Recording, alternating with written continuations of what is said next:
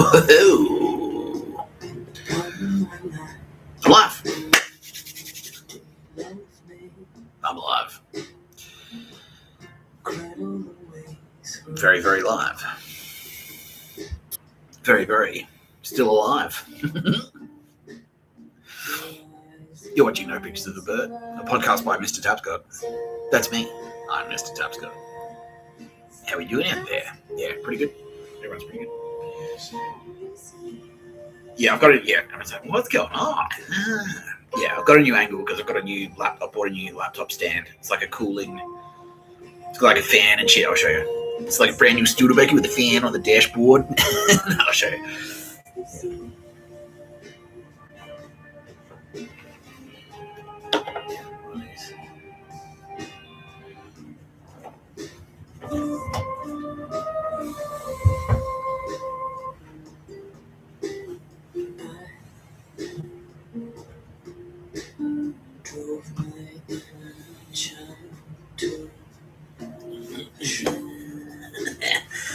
Yeah.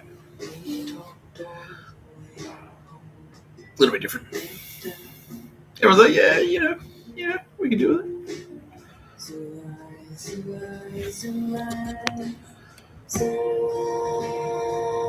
No, I sound like, nah, don't do that, man. That's fine. We can do it.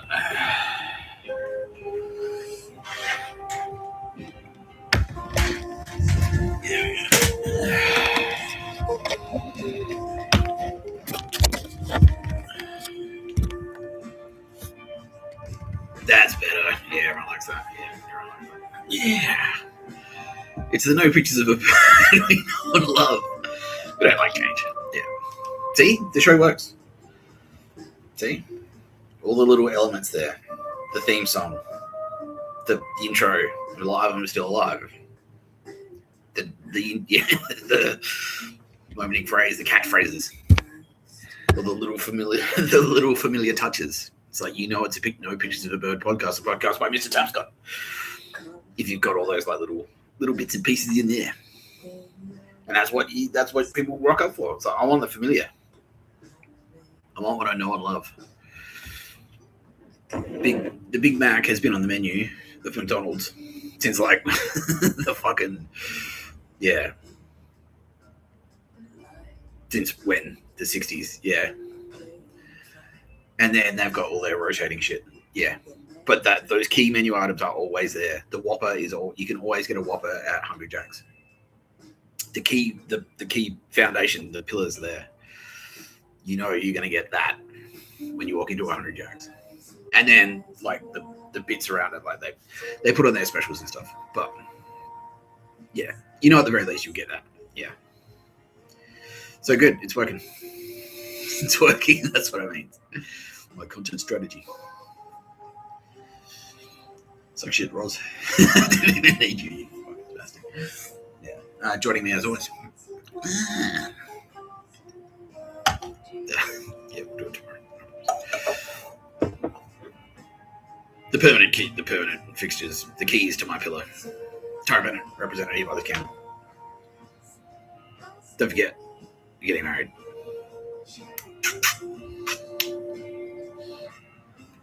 It's always feels good. Kitty Callahan, represented here by the Granite Island Cup. Don't forget, they murdered penguins. You can't hand him in a Granite Callahan. Kitty Callahan.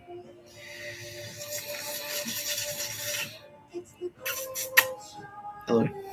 Yeah. We'll do it tomorrow. We actually had like a little bit planned, but I fucked it up. We forgot. We both forgot. Yeah, she's like, yeah. He forgot. Shh. He forgot it was him. It was Mr Tapscott. What? What are you telling me, Kitty? Nothing.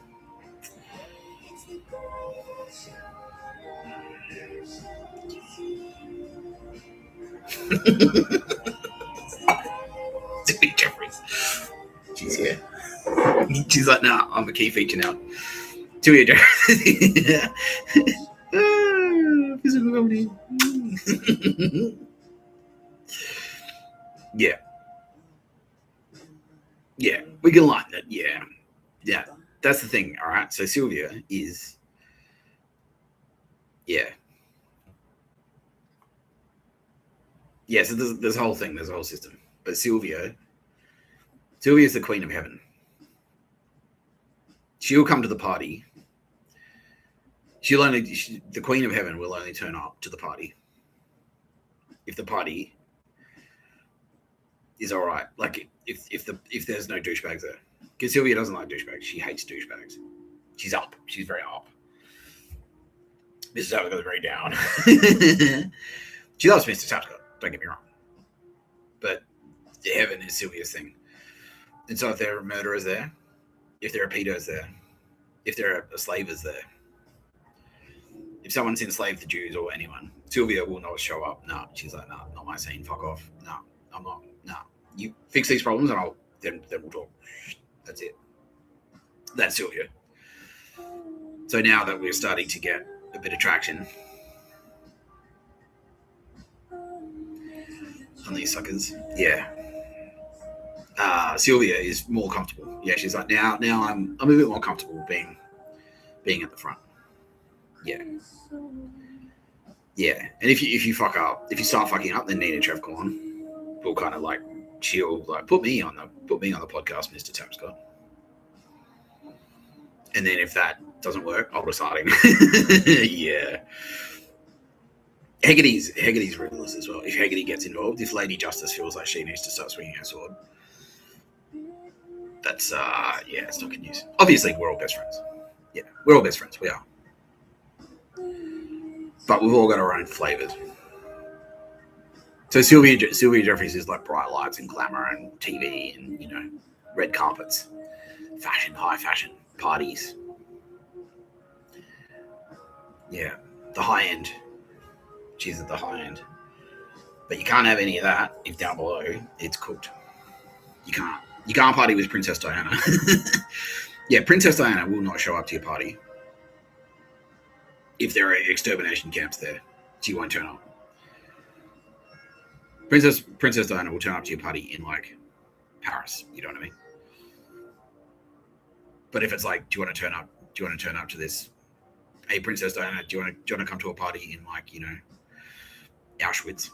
She'll be like, oh, no, that's not her scene. She just won't be there. Tara Bennett probably won't be there either. That's not her scene either. That's not Tara Bennett's scene. No. So I was saying the other day about like, if you murder the home, you murder Tara Bennett, and that's the thing. It's just like, nah, like if you got Gambino crime family running your TV networks and stuff, then she's like, no, I'm out. That's it. No. That's why Mr. Tapscott, like in jail, that's Mr. Tapscott's territory, because Tara Bennett's not there, Sylvia Jefferies isn't there, Kitty Callahan's there. It's Mr. Tapscott and Kitty Callahan in jail. But if you fuck up in jail, then Kitty Callahan's like, not my scene. Yeah, and that's just Mr. Tapscott. And if it's just Mr. Tapscott, and then if you go even further down, it's Mr. Tapscott and Aldous Harding. And that's not, you don't want that. You don't want that. Yeah, but now,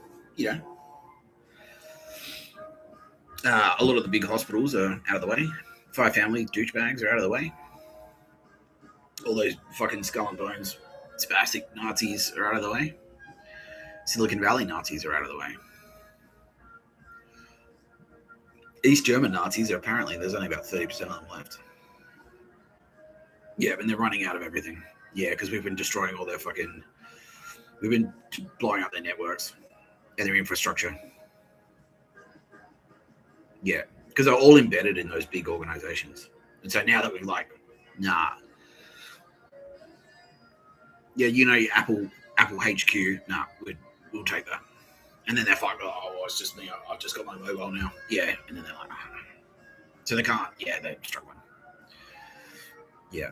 It's not like they have any weaponry. It's just their network. They have their social networks. They're big banks. It took away their past, their like office, their big bank, their high rises, their skyscrapers. No, we're taking that. Telstra executives, no, fuck you. Yeah, and they're like, oh fuck.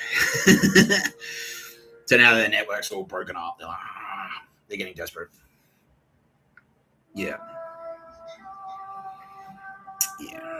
So now Sylvia Jefferies is more inclined. She's like, okay.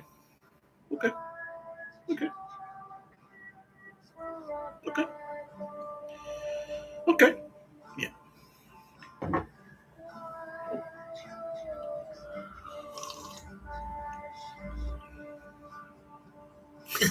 That's easy.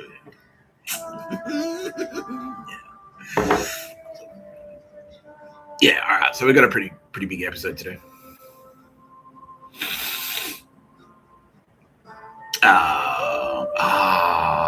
Yeah, we'll do that. Yeah, it's gonna be the classic. We're gonna slam some dog shit. We're gonna have an action update. We're gonna talk more about the story of Mr Tapscott in the band. I'm gonna fucking kill you. Yeah, and raise a few. Everyone's like, holy shit. After yesterday, I was like, we didn't know you were that hardcore. I was like, bro, well, I went to maximum security prison for a year. And I came out unscathed. Like, I'm not. Yeah, and not just, yeah. Tara Bennett saying it was about 30% space magic and 70% Mr. Tapscott being a fucking psycho. Yeah, it's like Mr. Tapscott. Yeah. And then we protected him with space magic with the other 30%. But yeah, Mr. Tapscott, he's not to be trifled with. He's been around. But that was the thing. That's why it pissed me off. That's why I was kind of like, fuck, because I'd spent so long. I was in that scene. I was in the underground, and I had that reputation. Especially when I got to Melbourne, I come straight from that band, and I had that. I moved to Melbourne, and I was smoking a pack a day. I had no money.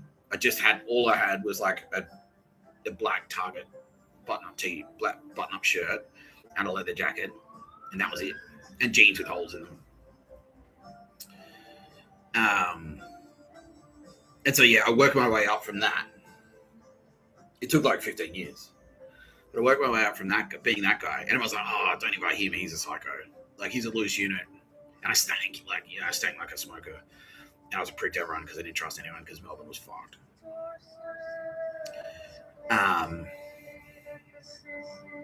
And to work my way up from that to being like a prestigious copywriter that wears like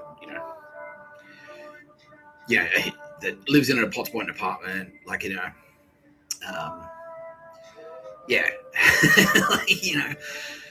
a 1-bedroom apartment in Potts Point, an Art Deco building, had like polished wood floorboards. We drove a BMW, had a wardrobe, quite fashionable. I worked my way up from that. I'm gonna fucking kill you, punk guy. He was making $12 an hour in Melbourne, flat broke, all the way up to being, $150K a year. Corporate dude, and then to go from that, and then it's like, nah, you're back to being that dude. You're a shoplifter. You're a professional shoplifter now, and you're flat broke again, and you're gonna buy knives off the internet and fucking wave them around in shopping centers and shit. It's like, fuck. Are you sure? Yeah. Holy shit. Yeah. Jesus, is that what you want? Yeah. Yeah. Oh, fucking hectic. Yeah, because it was in that world. Yeah, because I was in that world with Russell William McMahon. I was in his world. Yeah, I wasn't there. I wasn't just like some hello, I am innocent bystander man. No, I was in there. Yeah.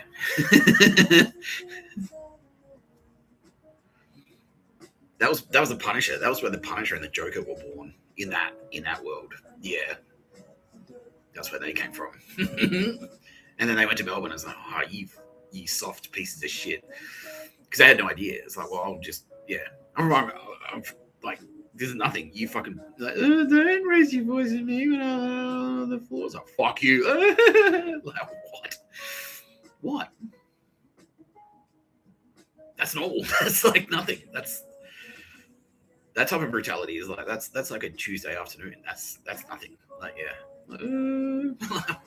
I didn't fucking slash myself open in front of you, did I? Yeah. So we'll talk more about that today. And now everyone's like, just talk about that. Don't worry about the other shit. Now we will slam a bit of dog shit. We will do that. We will slam some dog shit. Because we got to, yeah, it's important to keep on top of the dog shit. Because it's still out there. You could be consuming dog shit and you wouldn't even know it. How would you know? Yeah, well, that's, yeah, exactly. Because it's like, who would know? Like, you know. You could be, look, it's just a sandwich shop. And it's like, well, actually, it's a front for child. Yeah, it's a front for a child pedophile ring. Like Subway. Like Subway. Like, oh, yeah. I like Subway sandwiches. It's the healthy alternative. If I feel like something that's not at Hungry Jack's, then Subway, it'll do. And it's like, actually, you're financing child sex trafficking. Yeah. Yeah. Or Guzman and Gomez. Yeah, Guzman Y Gomez. And it's like, it's cartel. It's like Sinaloa drug cartel. That's what it is. It's a front for the cartel. He's like, fuck, I just wanted to eat a taco. I thought I was just eating tacos. No. You're giving money. You're paying the cartel to stand over people in your local area. Yeah, so it's important that we slam the dog shit. Yeah. Especially the media as well, because it's like, like on the surface, it's just like Auntie Donna. I had no idea until I figured it out all on my own and no one helped me at all.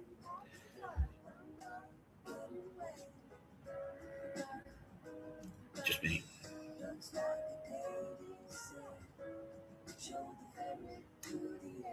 Are you lying again, Nick?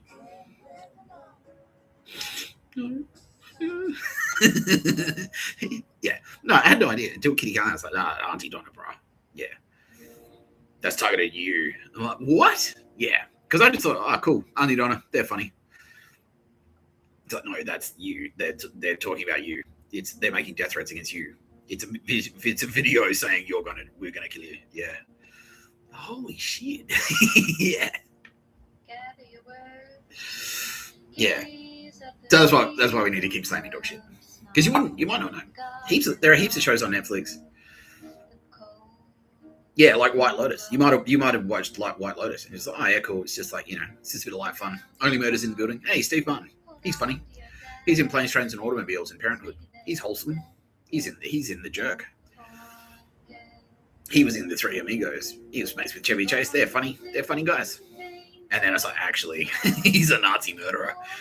He's a mass murderer. Yeah, SS, Waffen SS, Nazi mass murderer. Oh, here's a bird.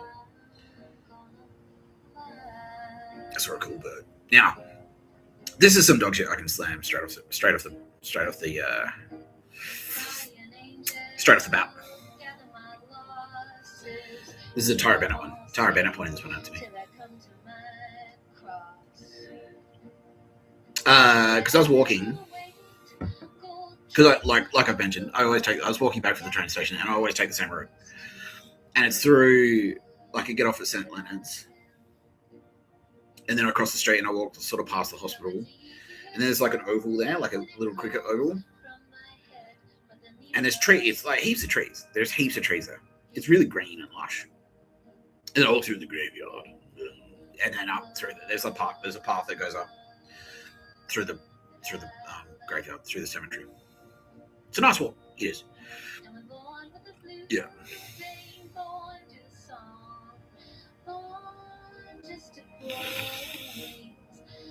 And then I score crack off one of the homeless guys. And then I sacrifice an animal in the grave there, and I say a prayer to Aldous Harding.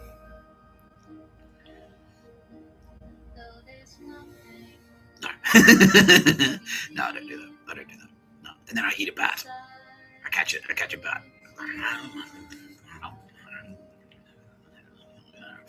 Praise be Aldous Harding. No, I don't do that.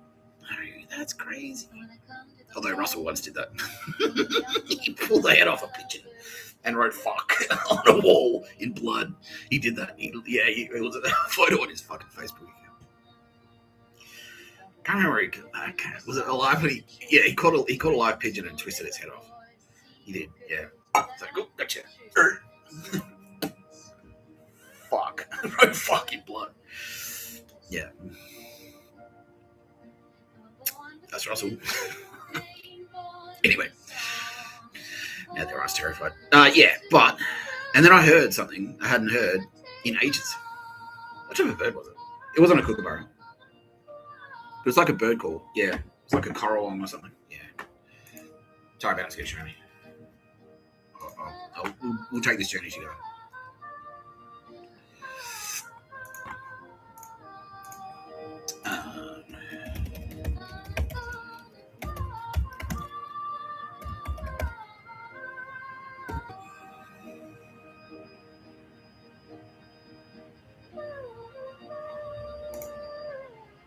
There's another one.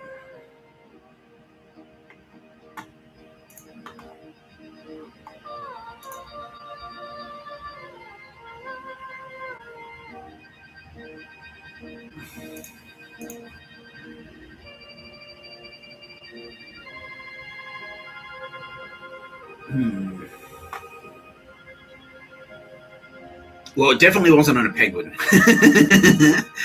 And not just because they murdered them. Yeah. Definitely wasn't an Adelaide penguin or an apostle bird. Nope. Wow, this is very thorough. No. Australian bustard. They're in there. There are bush turkeys in that park. Well, they used to be. I haven't seen them in a while.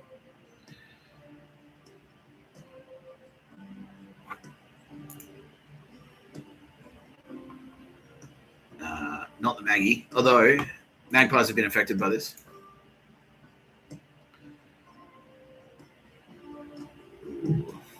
So if there should be ravens in there as well, but there aren't. Godwit, yeah, nice.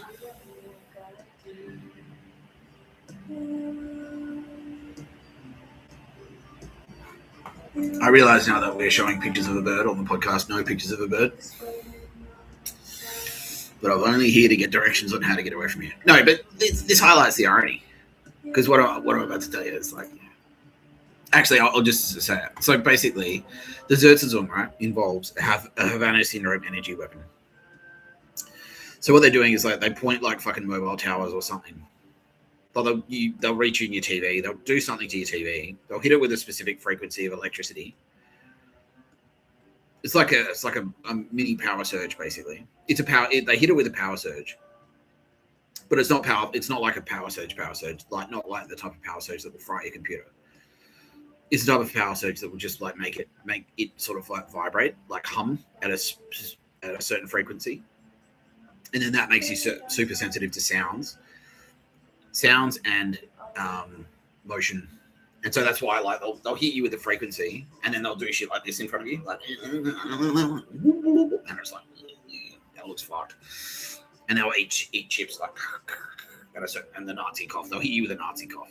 Yeah, they'll do all that shit. Now, but the side effect of that is that doesn't just work on humans. That works on animals too. And so all around this park, it should be teeming with bird life, but it's not. Because of all the fucking Havana syndrome. Yeah, they just fucking blanket entire areas with the Havana syndrome frequency, and it scares off all the birds. And so I heard a bird call. As I was walking through the park today, I heard a bird call that I haven't heard in ages. I can't remember what it was. We'll find it. Yeah, we'll find it. Budgerigar, they should be in there. They're not.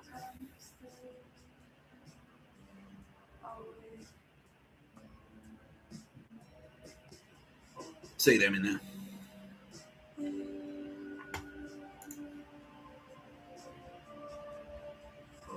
They should be in there. Crimson Rosellas.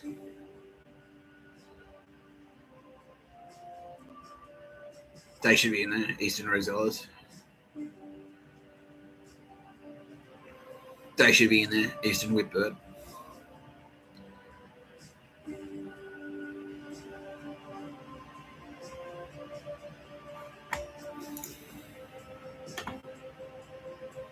They should be in there. Galar should be in there. Ooh, even that one should be in there, according to Tara Bennett. She's like, yeah, they should be in there. They should be in there, butcher birds. Ooh, the Gouldigan Finch. Look at that one. They should be in there. Hooded Robin should be in there.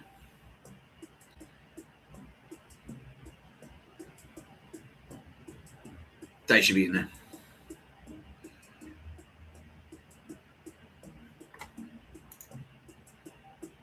Yeah, Tara Bennett's now saying that the kookaburra, because it's like the apex predator. The kookaburra is the apex predator of the bird world, and so like,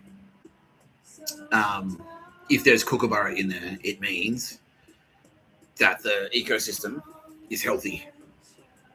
It's got a healthy ecosystem because like all the layers are there that allow the kookaburra to come in and sit at the top, because they'll even eat other birds. They'll eat smaller birds. Yeah. So if you hear that kookaburra laugh, that means that little patch of forest is actually functioning the way it should. That little patch of Aussie bush, it's functioning the way it should be functioning.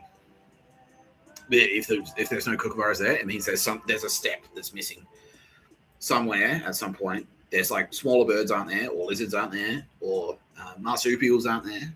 There's something that's not there. Maybe you've got too many feral cats in there, like wiping out the ground marsupials, so the magpies and stuff can't eat. And then, as a result, the kookaburras aren't there. And so if kookaburras are there, it's a good sign. It's a healthy sign. So if there's no kookaburras, and there should be kookaburras pretty much. They should be pretty much everywhere. Yeah. Anywhere there's a eucalyptus tree, there should be a kookaburra nearby. But so if you haven't had a kookaburra in a while, it could be a result of this. So the irony, the pictures of a bird crowd have been such fuckwits that they've scared off the fucking birds. The pro pictures of a bird team have made they're all about the pictures of the birds, but the actual literal birds, they couldn't give a fuck about them. They scare them off. They murdered them. Yeah, they kill them. They literally murdered the birds. The pictures of a bird team murdered birds, literal birds. You're watching No Pictures of a Bird, podcast by Mr Tapscott. I'm pro bird. I'm anti pictures of a bird. Bring back the real birds. Get rid of these fucking pictures of a bird. Bring back the real fucking birds. God damn it. They should be in there. They should be in there. We did see some lorikeets today, didn't we, Tara? Yeah, we did. Yeah, fair, they're the penguins that they murdered in Victor Harbour. That's who we saw. We saw those today. We saw musk lorikeets. Yeah.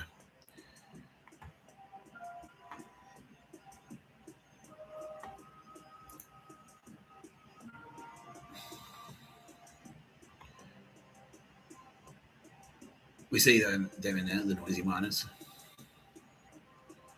They should be in there.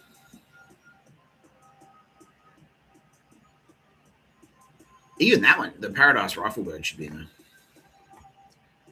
The honey eater should definitely be in there, and so should the pale yellow robin.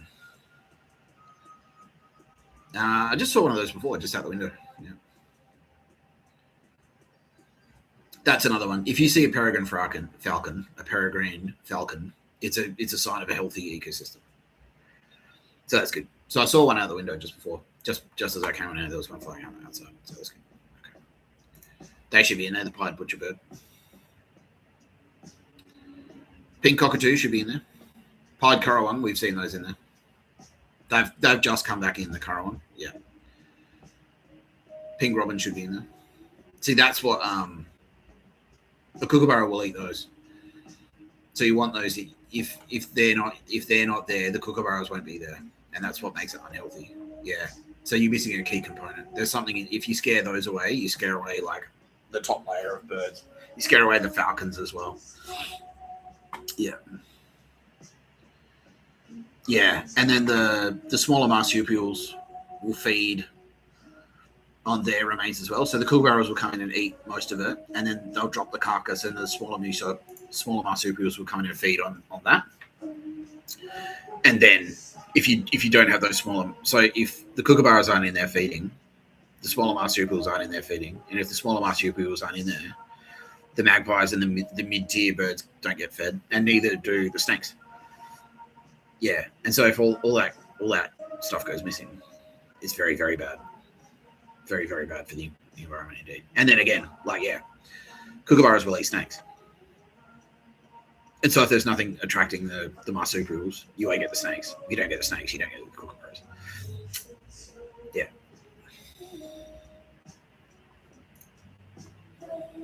They should be in there.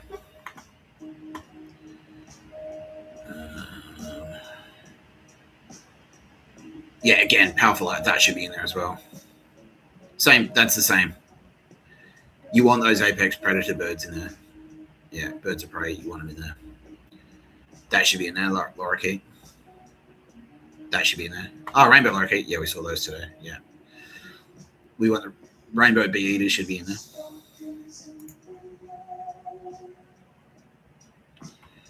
They should be in there. They should be in there. They should be in there.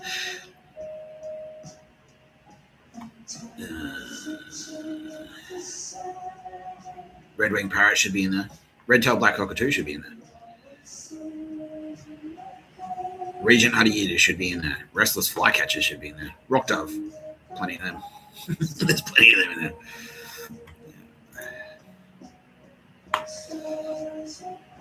They should be in there. They should be in there. They should be in there. Shy albatross. Oh, that's all right. You just need to talk to Sylvia Jefferies, albatross. She'll help you get over your shyness.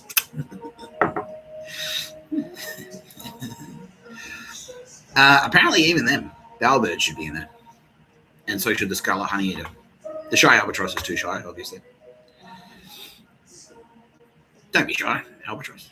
Come and hang out. Silver gold. No, not really. Silver eye, they should be in there. Southern cassowary, really? No. But they're threatened. Yeah, the southern cassowary are threatened. Yeah. That emu wren should be in there. Whiteface should be in there. Spangled drongo. Kitty Cullen. There was one spangled drongo in there.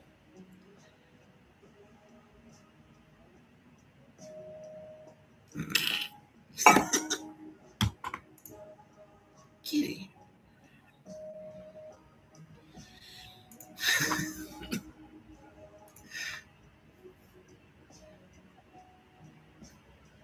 Splendid fairy wren, that should be in there. Spotted bellbird, that should be in there. Spotted dove, that should be in there.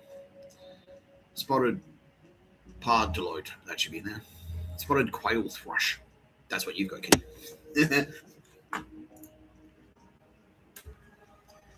You got quail thrush. Ah.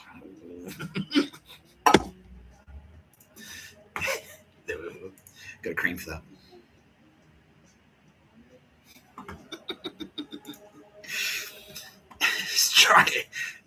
Striated heron, that should be in there. Sulphur crested cockatoo, that should be in there. We've seen them in there, but not as many as we should. Superb fairy wren, we should be seeing them. And the striated thornbill, they should be in there. Even a superb lyrebird should be fucking in there, according to Tarbana. Don't take my word for it, but yeah, apparently. Lyrebird should be in there. That's that park, St. Leonard's, that oval is the perfect habitat for a lyrebird, apparently. There's no reason that a lyrebird, aside from the fucking Nazis, there's no reason a lyrebird couldn't live in the parklands in Sydney. There's no reason it couldn't do that. You could have lyrebird in fucking Centennial Park. You could have lyrebird in Vaucluse easily. Paddington, yeah, around Edgecliff there's all that like green, all those green areas. You could have lyrebird wandering around in there. Unfortunately, we've got Nazis instead. They could be in there. Fruit dove, superb parrot, they could be in there. Swamp harrier, they could be in there. Yeah, they could be in Centennial Park as well. Because basically, where you see bats, you should see swamp harrier.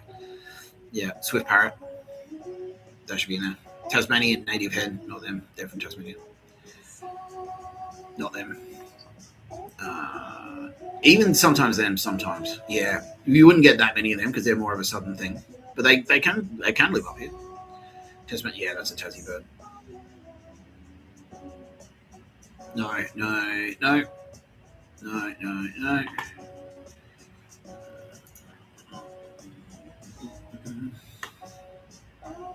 Western ground parrot. Okay. They should be in there. Ooh, they should be in there. So should they, and so should they. Please, Mr. Tapscott. please make a joke about Wood Swallow and Sylvia Jefferies. Say it. You should be Wood Swallow. Did they name that after you? Ah, that's disgusting. Shocking. I wouldn't be treated like that on this show.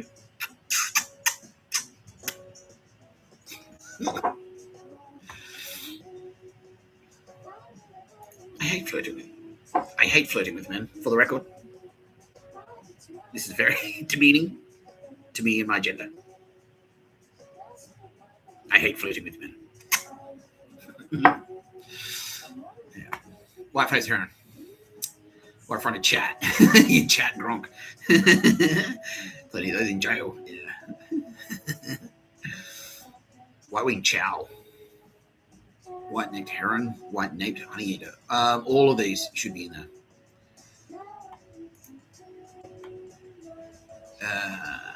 Willy Wagtail. Yeah, they should be in there. One poo fruit dove. They should be in there. One go pigeon. And that is the bird call that I heard today. I heard the call of a Willy Wagtail for the first time in a very long time. And I should be hearing it all the time. Because Willy Wagtails, they should be they should thrive. They should be thriving.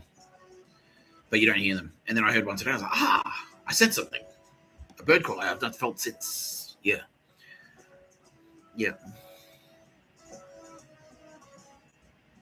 So, look, it's a sign of recovery, basically. It's a good thing. Yeah. So thank you, everyone, for sticking with it, because it's working. If we can hear Willy Wagtails as we walk around, that means whatever we're doing is working. Yeah. And whatever we're doing includes Google Maps. Self-play Google Maps. Everyone's favorite game. Well, not everyone's. Wake up, you baby. A lot of people's my favorite game. Tara's favorite game. Definitely Tara Bennett's favorite game. She's like, all those birds really makes her want to play a round of Google Maps, Mr. Tapscott. And it's on my master, as you wish.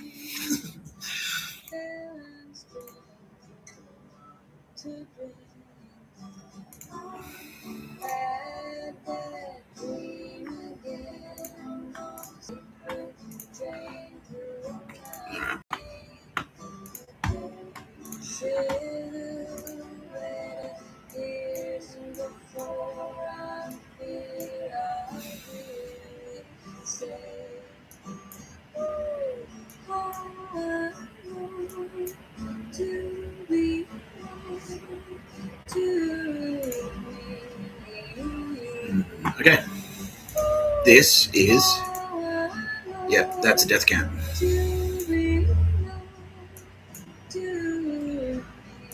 Stephen Daff Automotive, he's a spastic. So I'll take care of him next. Yeah, but this is this is one of their corpse processing facilities. Yeah. So they liquefy them or they torch them in that shed there. Oh, that's something that we can talk about today as well. Yeah, they torch them in that shed there, and then dump them in these ponds. Yeah. Anyway, and that's why this motherfucker has scored one of these.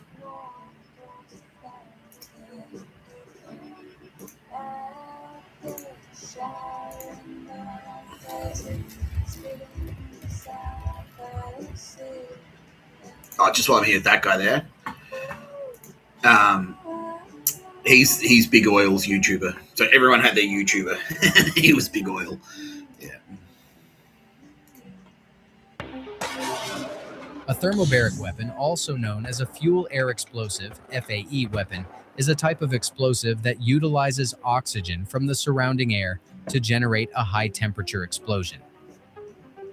The term thermobaric comes from the Greek words for heat, thermo, and pressure, baric. Thermobaric weapons work by dispersing a cloud of flammable material or aerosol into the air and then igniting it. The initial explosion creates a blast wave that compresses and heats the surrounding air.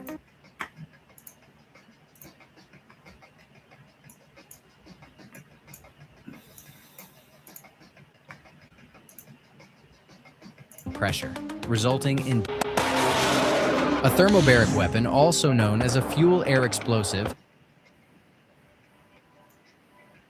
surrounding air to generate a high-temperature explosion.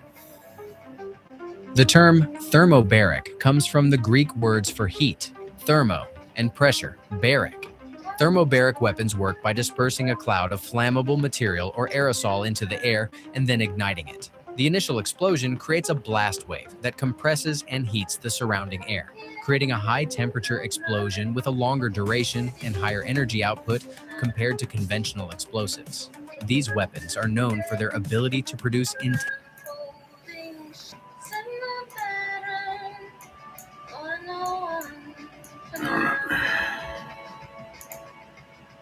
Fuck you, Stephen Daff, Automotive. intense heat and pressure. A thermobaric weapon, also known as a fuel-air explosive (FAE) weapon, is a type of explosive that utilizes oxygen from the surrounding air to generate a high temperature. Yeah. Fuck you, Stephen Daff. You Nazi bogan piece of shit. Anyway, I'm gonna hit the can very quickly. Like, this is a common thing for you. Are you sure you don't have liver problems? Well, I definitely don't. I just drink a lot of coffee. I've just been drinking a lot of coffee, and it's like, it kicks in. Kicks in. Like, 3/4 of the way through an episode. So, let's put on a video. Yeah, okay, yeah, we'll do that. That'll work.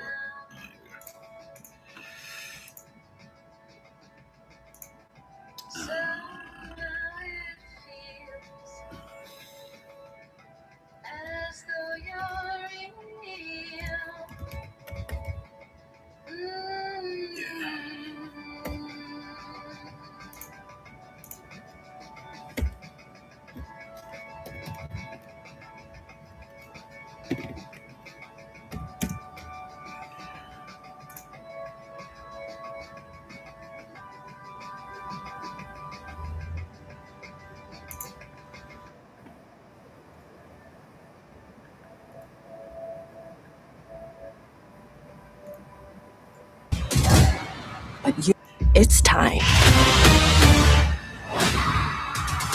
The world will know you as pop stars. But you will be much more than that. You will be hunters. Hey, this is the men's bathhouse. Get out of here. They're stealing the souls of our fans? Let's send those disgusting demons back to the depths where they belong! Yeah!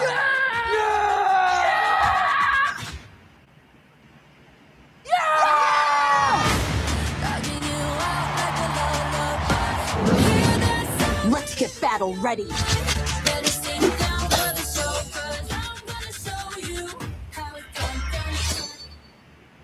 I can destroy the hunters for good. It's time for a new strategy. You're all I can think of. Every drop I drink up. You're my soda pop, my little soda pop.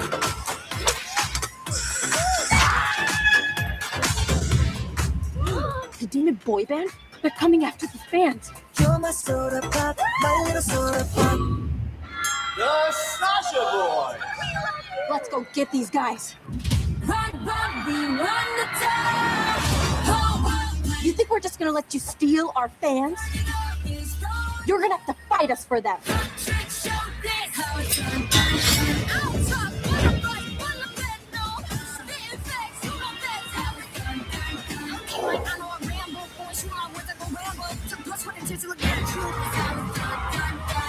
Yeah, this plane's trashed.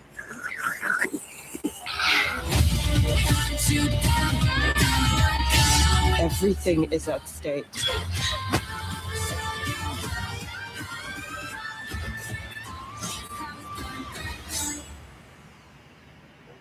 It's a takeout, so sweet, so easy on the eyes, but hideous on the inside. Whole life spinning lies, but you can't hide, baby. Nice try.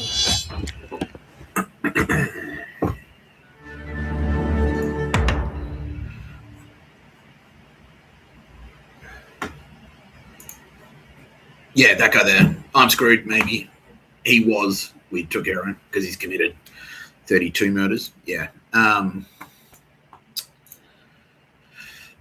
Yeah, he was Big Oil's YouTuber. Yeah, everyone had its skin in their game. Skin in the game. Yeah. So Friendly Geordies was Sydney Undrungeter, like Chris Mans and Albo. Perun was fucking ASD. ASIS was if you're listening. Red Letter Media was Five Families. Yeah. Yeah, there you go. But yeah, so going back to that was K-pop Demon Hunters, so we're about to talk about them. But going back just like a couple of steps before, so because I asked the fucking the SAS. I was like, all right, well,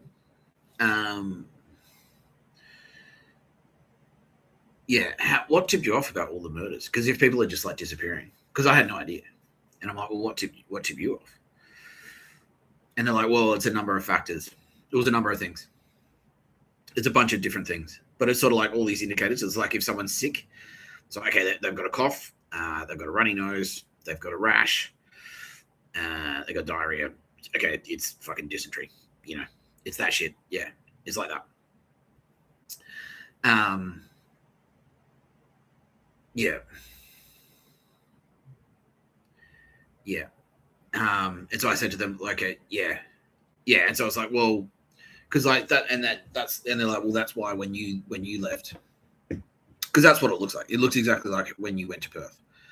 So you walked out of your apartment. Your apartment was trash, and you just weren't in it anymore. And then your power bill didn't get paid, and then your phone bill didn't get paid, and then your phone went off the radar, like your SIM card stopped pinging, so your phone disappeared. Your credit cards your credit card bills weren't getting paid. Your email account like wasn't getting logged into. All these little indicators say like, and it was like that was what was happening. Like credit defaults were going through the roof because it was people with like credit card debts or whatever, home loans. All of a sudden, they're just like not being paid. Yeah, and this is why the SAS are so pissed off, because it's like this is when like fucking banks should have been raising the alarm, and so should like Telstra and Optus should have been raising the alarm. It's like heads up, these people who have had the same number for 10 years suddenly either A, don't have a number anymore, or B, have had 4 different numbers in 2 months. Hello police, did you just heads up, we're noticing these really we're noticing these really interesting anomalies. You might want to look into it, but they didn't. None of them did it. Yeah, it's fucked up. Yeah, so it looks exactly, yeah, my car loan wasn't getting repaid. And then they found my car, it was abandoned. And it's all little shit like that. Just shit like that is happening everywhere. Yeah. So with all these little intelligence reports, and like local police are fucking useless. And it's like what I said the other day. It's like they get a missing persons report. It's like, oh, my boyfriend went to Centennial Park for a meeting and he never came back. And they just go, oh.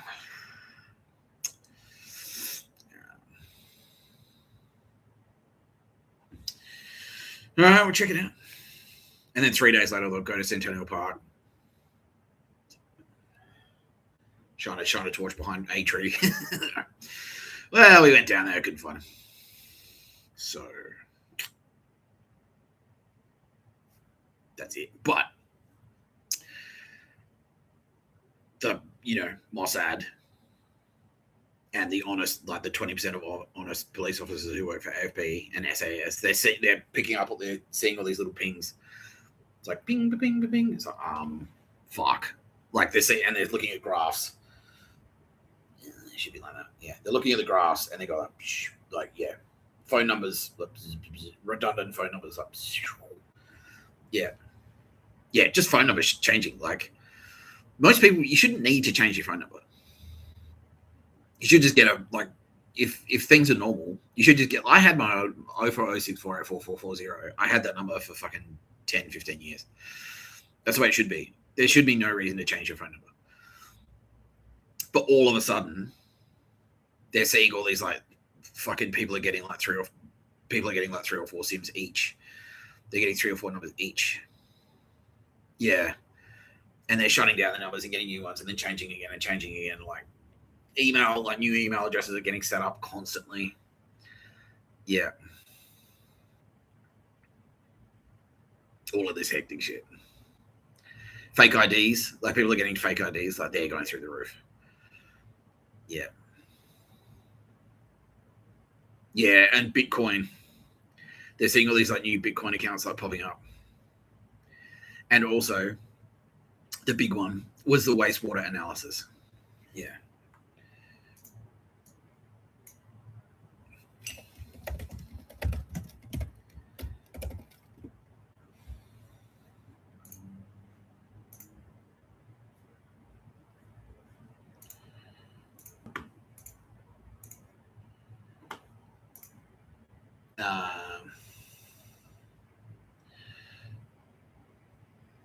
Yeah. Australian Criminal Intelligence Commission, National Wastewater Drug Monitoring Program reports, wastewater analysis. Yeah. Yeah, so the Australian Criminal Intelligence Commission.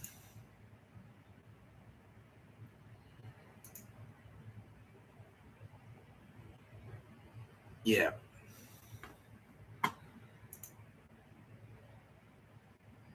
So ACIC, they do a lot of wastewater analysis, and the reason they do that is because you can tell a lot you can tell a lot about a society. You can tell a lot about a society from what you find in the wastewater. So one major thing was sales, like recorded sales of tobacco have dropped by like 80%. But the amount of nicotine that's in the wastewater, like people pooing and pissing it out, is the same. And so where's that? So if legitimate sales of tobacco have dropped by 80%, where's that extra nicotine coming from? Yeah, and it's like, well, and also at the same time, fucking, all the illicit tobacco shops are popping up everywhere. You know, doesn't take a rocket genius, rocket scientist, or whatever to figure it out. Yeah. So that they're like Australian Criminal Intelligence Commission do wastewater testing regularly, and it's like, okay, and you know, we took this sample from these major cities. We can see how much we can guess. We can use it to make a fairly accurate estimation of how much like cocaine is being used, how much methamphetamine is being used, how much illicit tobacco is being used, and all the drugs, how much marijuana is being used, how much MDMA is being used. Yeah. Yeah.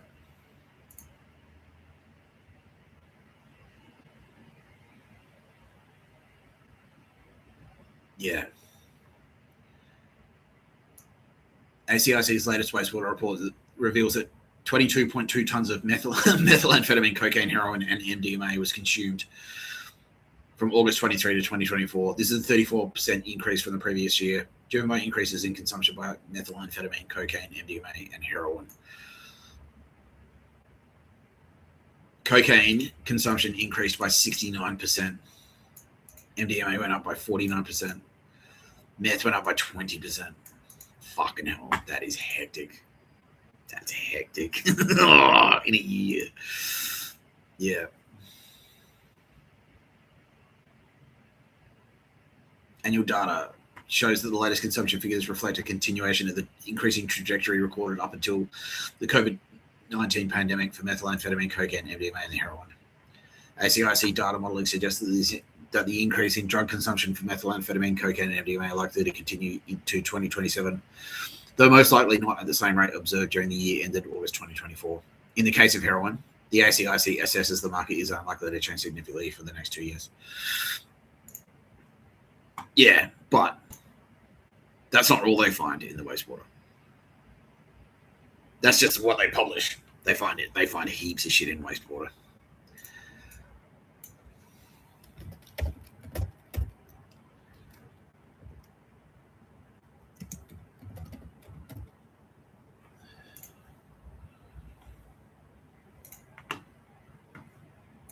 like this.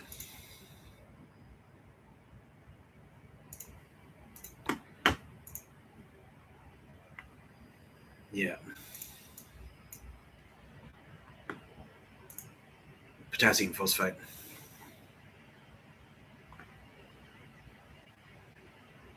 Yeah. Versatile agricultural chemical acting as both a nutrient source, potassium, and biostimulant fungicide. Yeah. So the algal bloom in South Australia, if you put fertilizer in the water, it will trigger an algal bloom because the algae love the fucking, they get into the, they love the fertilizer. And so South Australia's had an algal bloom, mostly because of this, because of the potassium phosphate being poured into rivers upstream, or going into wastewater and then seeping into the groundwater via the wastewater and then out into the ocean.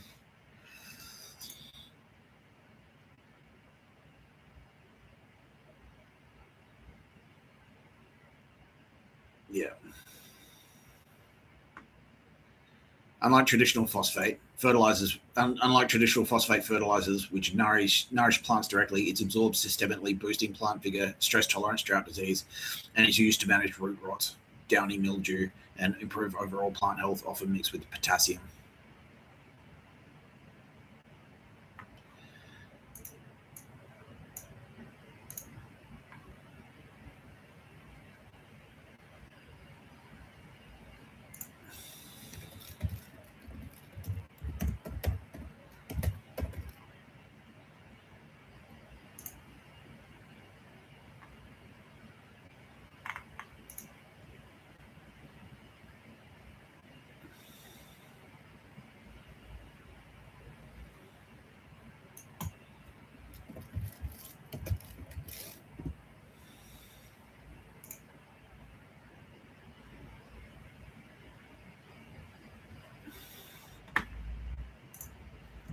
What are the two types of cyanide? There's potassium cyanide.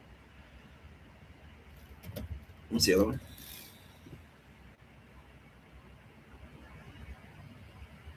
Hydrogen cyanide. Oh, that's right. Sodium or potassium cyanide. Yeah. So potassium cyanide is directly related to potassium phosphate. Phosphite, sorry. Not only can it be used for fungicide,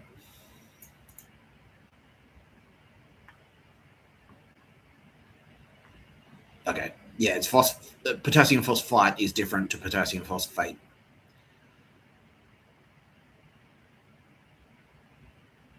Yeah. Basically, it'll eat flesh. That's how they dissolve the bodies.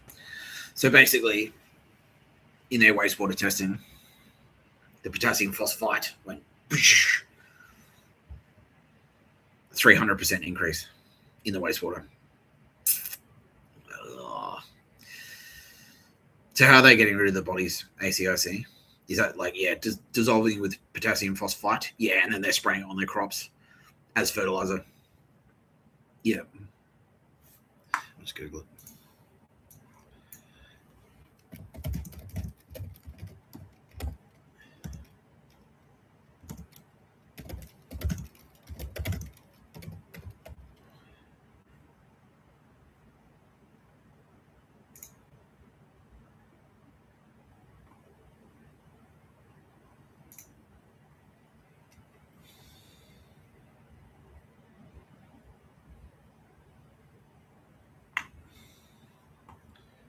Yeah, there it is.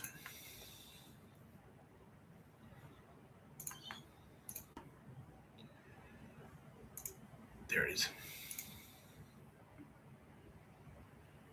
How bodies are dissolved in forensic contexts. The complete or partial dissolution of a body, as depicted in media or occasionally found in real-life forensic cases, typically involves strong bases, alkaline hydrolysis, substances like potassium hydroxide or sodium hydroxide, lye, a common ingredient in some drain cleaners. Yeah.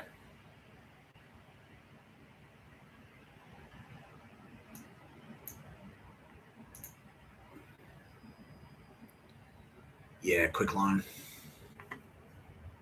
Can effectively break down fat and protein tissue, turning them into a gelatinous soap-like mass through saponification. So basically the same way that Tyler Durden makes soap. He makes soap from that from ass fat. Yeah.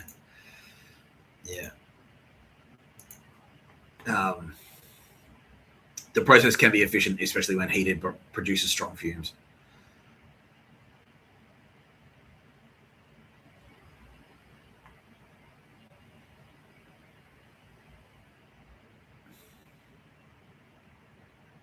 Yeah.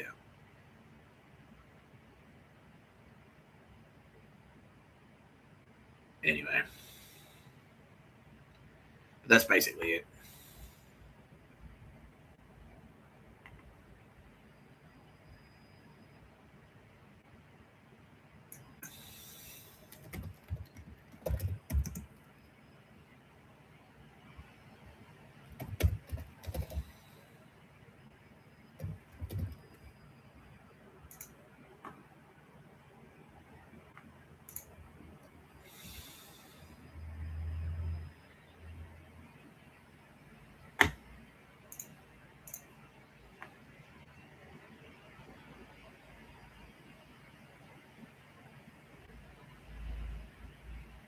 Water cremation, alkaline hydrolysis, yeah.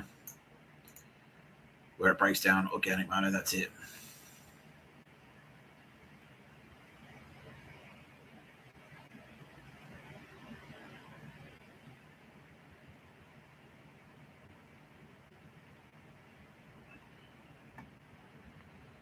Yeah. Yeah. So that's something new. That's something new. That's partially what triggered the algal bloom in South Australia. That's why South Australia had an algal bloom. Yeah, it wasn't just like the wrath of God. It was like a legitimate side effect of all the potassium hydrolysis that was happening. Water cremation. Yeah, seeping into the groundwater, and then into the rivers, and then into the ocean. Just the amount of potassium that was getting pumped out from all the body disposals. Yeah. So the Australian Criminal Intelligence Commission spotted that. It's like, so let's put two and two together. A shit ton of credit cards are defaulting. A shit ton of credit cards and like landlord, like evictions and stuff from rent not being paid and bonds being withheld. That's going through the roof.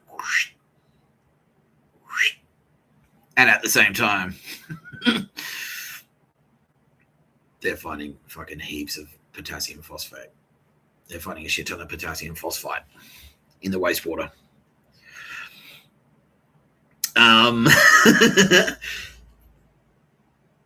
Yeah, and they're just watching it. They're just watching it go. And now they're saying as well, yeah, there's a direct, like they're watching, like illicit tobacco sales are going like that. Potassium phosphate, wastewater is going like that. So the more money the cartel was making, the more cocaine sales are going like that. Potassium phosphate is going like that. So the more money the cartels are making from cocaine and illicit tobacco, the more bodies they're getting rid of. Yeah, out of control. Out of control. And then just like street intelligence, they've got informers. Yeah. They've got people in there. Yeah, they've got undercovers. They've got informers. They've got coke dealers in their pocket. And it's like, yeah. So what's new on the street, Terry? So, half of my customers now aren't just asking me for cocaine. They're also asking me for potassium cyanide or sodium cyanide. They're asking for cocaine and cyanide. Or ricin. Yeah. Yeah, and castor bean sales are going through the roof. Just all these little indicators that are right. Something's not quite right down there. Yeah. Oops.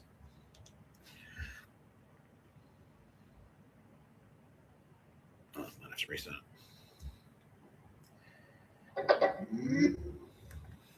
Wonder why it's so eerily quiet.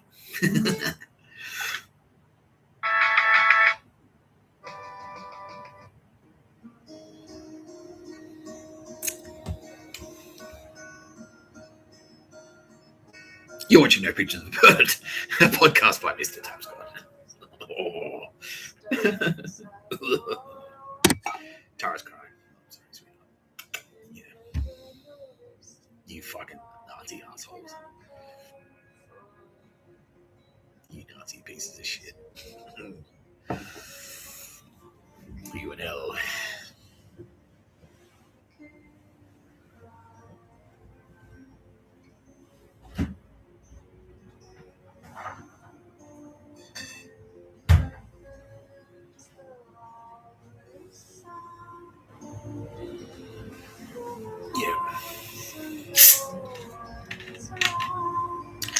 All right. I'm going to skip K-pop Demon Hunters for today. But just bear in mind that it's dog shit. I'll just say very quickly, K-pop Demon Hunters. That's Yakuza propaganda to say, to get kids used to the idea of hunting demons, which is assassinating people.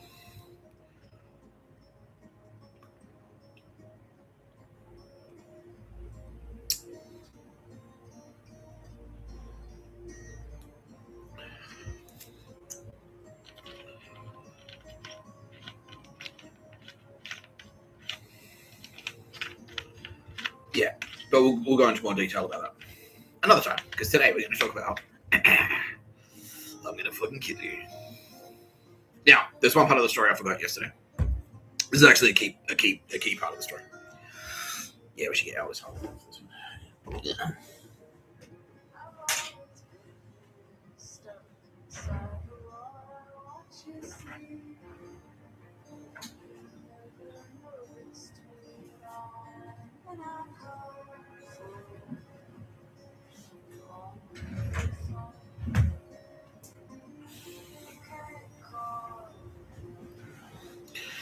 Right. Alice is spreading her wings. Yeah.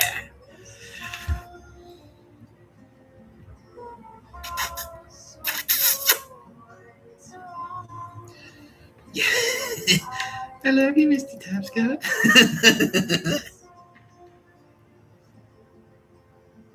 I love you too, Alice. You're my favorite. You're the best one. You're my favorite one. Anyway. So, the part that I missed out was, so I got it, basically yesterday we got it to the part where, like, Russell's ego was exploding, but before that, so we had the problem where I couldn't get us booked anywhere, because everyone was like, you're dumb bogan metal. And we know Russell, and we know you, and you're a loose unit, Mr. Tapscott, and also there's one man who's even looser than you, and that is Russell William McMahon. That guy is certifiably a fucking Fruit Loop. He's a fucking Fruit Loop. Yeah. But everyone humored him. Everyone loved him because he was hot. Yeah, he was sexy. He was like a male model. He was literally a male model. But he was like the torch, like straight out of a fucking straight out of like a 90s movie. He's like, yo man, I've got some issues, but at the same time I'm devastatingly handsome. Yeah, yeah, like an emo romance novel, like that type of thing. Yeah, like a Midwestern. Yeah, you can just see him like, just rub it, bang. You know, it was the way he held his gun. He handed me a gun with blood on it. I have to admit, it turned me on, and that was most women. Yeah, they were like, yeah, he's hot. Yeah, and loose and crazy. Yeah, and it's like, he's tortured. He's a troubled artist. He's a tortured genius artist. That was his angle. Yeah, that was his angle. Yeah, he was good. He was good at it. Yeah. One time he was walking down the street apparently, and two girls came up to him and just went, "Excuse me, you're really, really hot." He's like, well, are you just going to stand there, or are you going to make out with me? Okay. And then he made this is in Rundle Mall, broad daylight in the middle of the day. Is that all right? Are you going to make out with me or not? Like, okay. And he made out with both. Yeah. He was nailing 2 girls a day at one stage. He would be at the pub, pick up a girl, take her home, fuck her, go back to the pub, pick up another one, take her home, fuck her. Yeah. Yeah. He wasn't without his charm. But he was a fucking loose unit. Yeah. When he went on a bender, he went on a fucking bender. Anyway. I couldn't get us booked anyway because of his reputation. No, I was taking it seriously. So I booked us at the Grace Emily. I did the thing with the folk music open night. Did the folk music open mic, and the guy was like, what type of music do you play? And I'm like, we're not country. So, man, what's your band called again? It's like, I want to hug and kiss you. He's like, yeah. But then we played, and he's like, yes, that was fucking sick. I'd hate to be, yeah, he got on the mic. Well, I'd hate to be the band that has to follow that. That was awesome. Yeah. Yeah, it was fucking kick ass. That was the best. Yeah. But then after that, so the band Die, and I'll bring them up. So this is in MySpace era, by the way.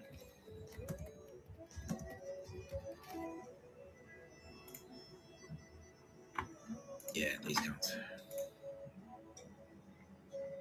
And Die are now dead. Thank you very much, New Zealand. Anyway, yeah, that's them. That's them.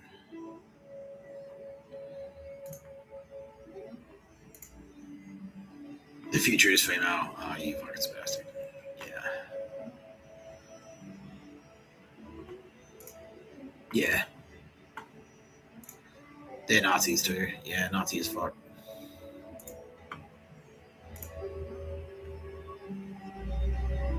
Yeah. Anyway.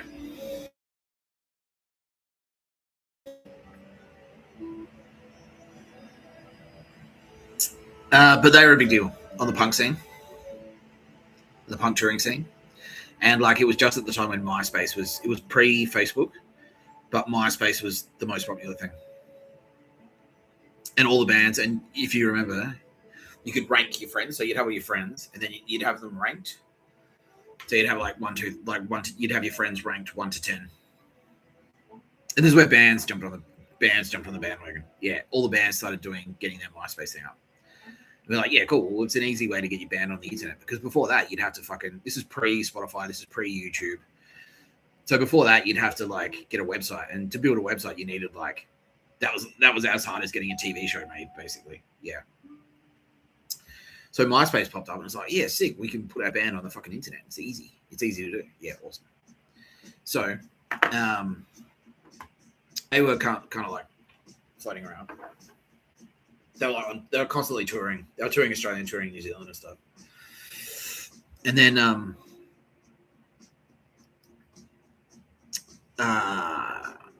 yeah, so we played the fucking we played the Grace Emily. And no one was no one would book us before that. And then after that, not long after that, someone came up, like, because they heard about it. They went, yeah, well, they saw it. They were like, we were playing with Die. Do you guys want to play with us? Do you guys want to play with Die? We're like, yo, fuck yeah, sick. Fucking sick. So we did. And we fucking smashed it. We blew it. Yeah. The room was packed and we fucking absolutely slayed it. It was the sickest show ever. Yeah. All right. Now Lisa Lee wants to jump on and get involved.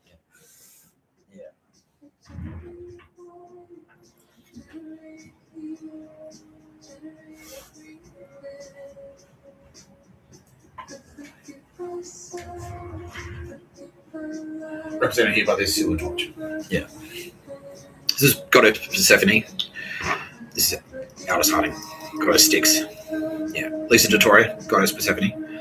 Aldous Harding, Goddess Styx. Thank you, Mr Tapscott. Hi, Lisa. Hello.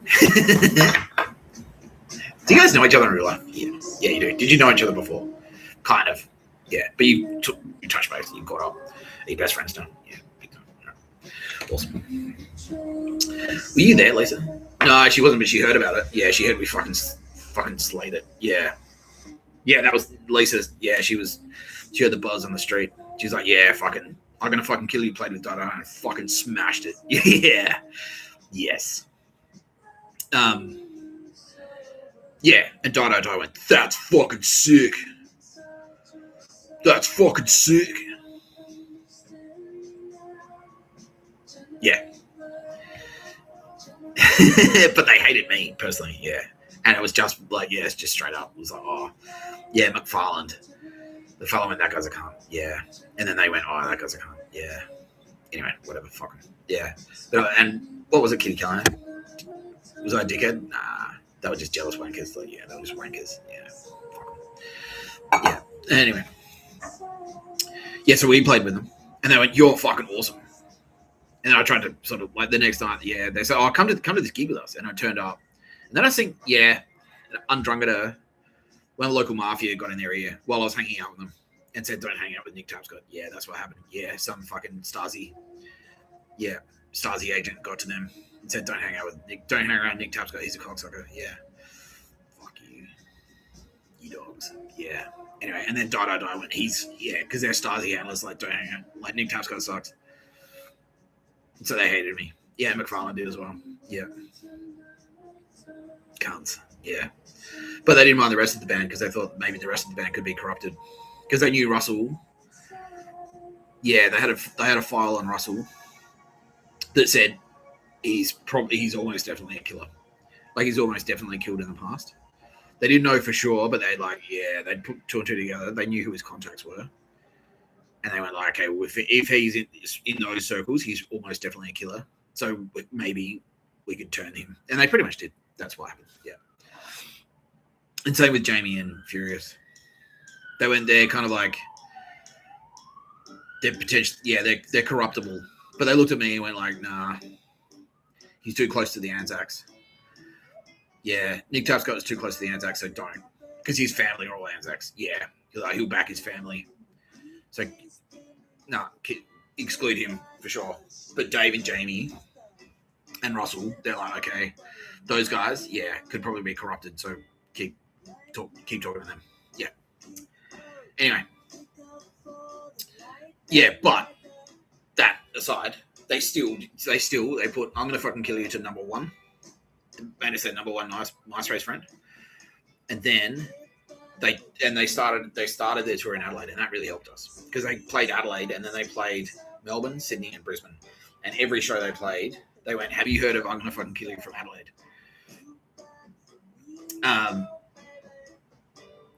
No, you never heard of them. It's like, they're the fucking sickest band in Australia. They're the best band. They're the best band in Australia. And I was like, oh, fuck. Yeah. And then we started getting national buzz. Yeah. And people like, we put our demo up on MySpace. And people were like, oh, fucking sick. And listening to us, yeah, fucking rule, yeah. And kids were turning up to our shows, like taking photos of us and then like sending us the photos. And they were sick, man. Yeah, sick photos. Yeah, and then I found and this was a sneaky Tara Bennett, this one. This is a sneaky Tara Bennett, yeah. So when I was working at Chibo, because I had a drum kit and it was just like a black pearl. And this is how they'll help you, right? And this type of shit, she didn't just do it. She didn't just do it for me. She does this shit for people all the time. Yeah, she got behind it. Yeah, because she was like, all right, because she heard me. I was like, I don't want to be in a band. Like, I wish I was in a band. And she's like, well, how about I put an opportunity there? Let's see what happens. And then I took advantage of the opportunity. I had the balls. I had the balls to go across the street and talk to these scary guys and say, like, do you want to have a jam? And then it turned out to be awesome. And so Tara Bennett saw that and Kitty Carr saw that. So, okay, well, look, we gave him an opportunity. He grabbed it by the horns. He's smashing it. And now, as a result, fucking shit's popping off for him. Let's help him out. Let's help him out some more. Yeah. And so when I was still working at Chibo at this stage. But someone left a fucking, like, late model. Someone left a late model 18-inch Apple MacBook upstairs at Chibo. Chibo Espresso, the cafe that I worked at. Like, they just left it there on the table. And, like, we found it when we were closing. It's like, I guess this is lost property. And we put it in lost property. And I kept one eye on it. And everyone had one eye on it. But those guys are chumps. Because they thought, we'll have like an 18-month argument about who should take it. And the manager's going to go, well, I'm the manager, so I should get it. And then someone else is going to go, yeah, but I was working on the shift, so I should get it. And then while those chumps were doing that, it's like, I'm just going to. yeah, I'll just rig the system. I'll just rig the system. Yeah. And so I because the thing is, the lost property cupboard was right next to the garbage bin. And so I usually took the bins out after work. It's all right. That was my closing. That was part of my closing routine. And so like one night when we were closing up, I just took the laptop out of the cupboard and put it in the bin, and then wrapped up the garbage bag, and then put it out, and then went out, put it in the dumpster, put it in the wheelie bin, just chucked it in there. Okay, going home now. Have a good night, guys. Closed up the shop, and then walked around the block, jumped the back fence, pulled it out of the bin, took it home. Yeah. When we opened it, and at the cafe we opened it, and all the language is set to Japanese, and it sat there in that cupboard for like 2 months, and it's like, that guy's, it's in Japanese, all the language is in Japanese. That guy's not coming back. That guy's not coming back for that laptop. That's open. That's fair game now. Yeah. And so I was like, well, I'll just expedite the process a little bit there. Yeah. And so I took it back, and I was like, well, I don't really need it. Like, I already had a computer. I had a PC. I didn't need a MacBook. My housemate at the time goes like, that's actually, they're like $4,000 brand new. They're like $4,000 brand new. So I sold it. I sold it on eBay for like $2,000. And then I got to do the Wayne's World thing. Like, where he goes in, it's like, not today, my good man. It's like, yeah, you can't come in and play the guitar all the time. It's like, not today, my good man. Today, I'll think I'll buy it. Do you accept cash? Cha-ching. And I got to do that. I went to the drum shop, and all right, I want to trade in this kit. And they're like, we'll give you $500 for it. I was like, cool. And I've got this. And I bought it was like a kid in a candy store. I was like, I want that. Like, this fucking sick pearl, like whatever it was. Yeah. But like cherry red. It was all I think it was like red and black. Yeah. It was fucking like chrome and stuff. Yeah. It was beautiful. Sick new drum kit. Yeah. Thank you, Tara, about it. Yeah. She gave me a sick new drum kit. Yeah. That's how they do it. That was them. Yeah. That's how they organize that.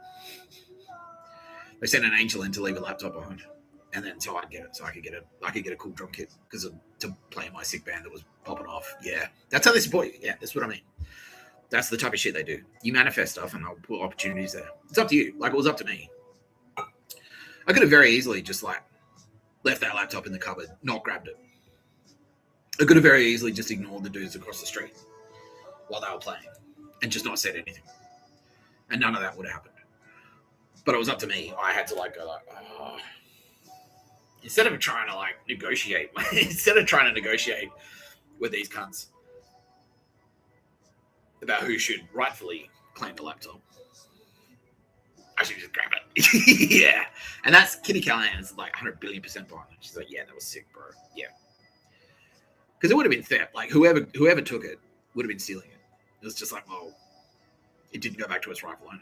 Someone kept it. If it went to the police station, someone at the police station would have taken it. So, yeah. Yeah, she's like, well, you got it. Yeah. So I grabbed the opportunities.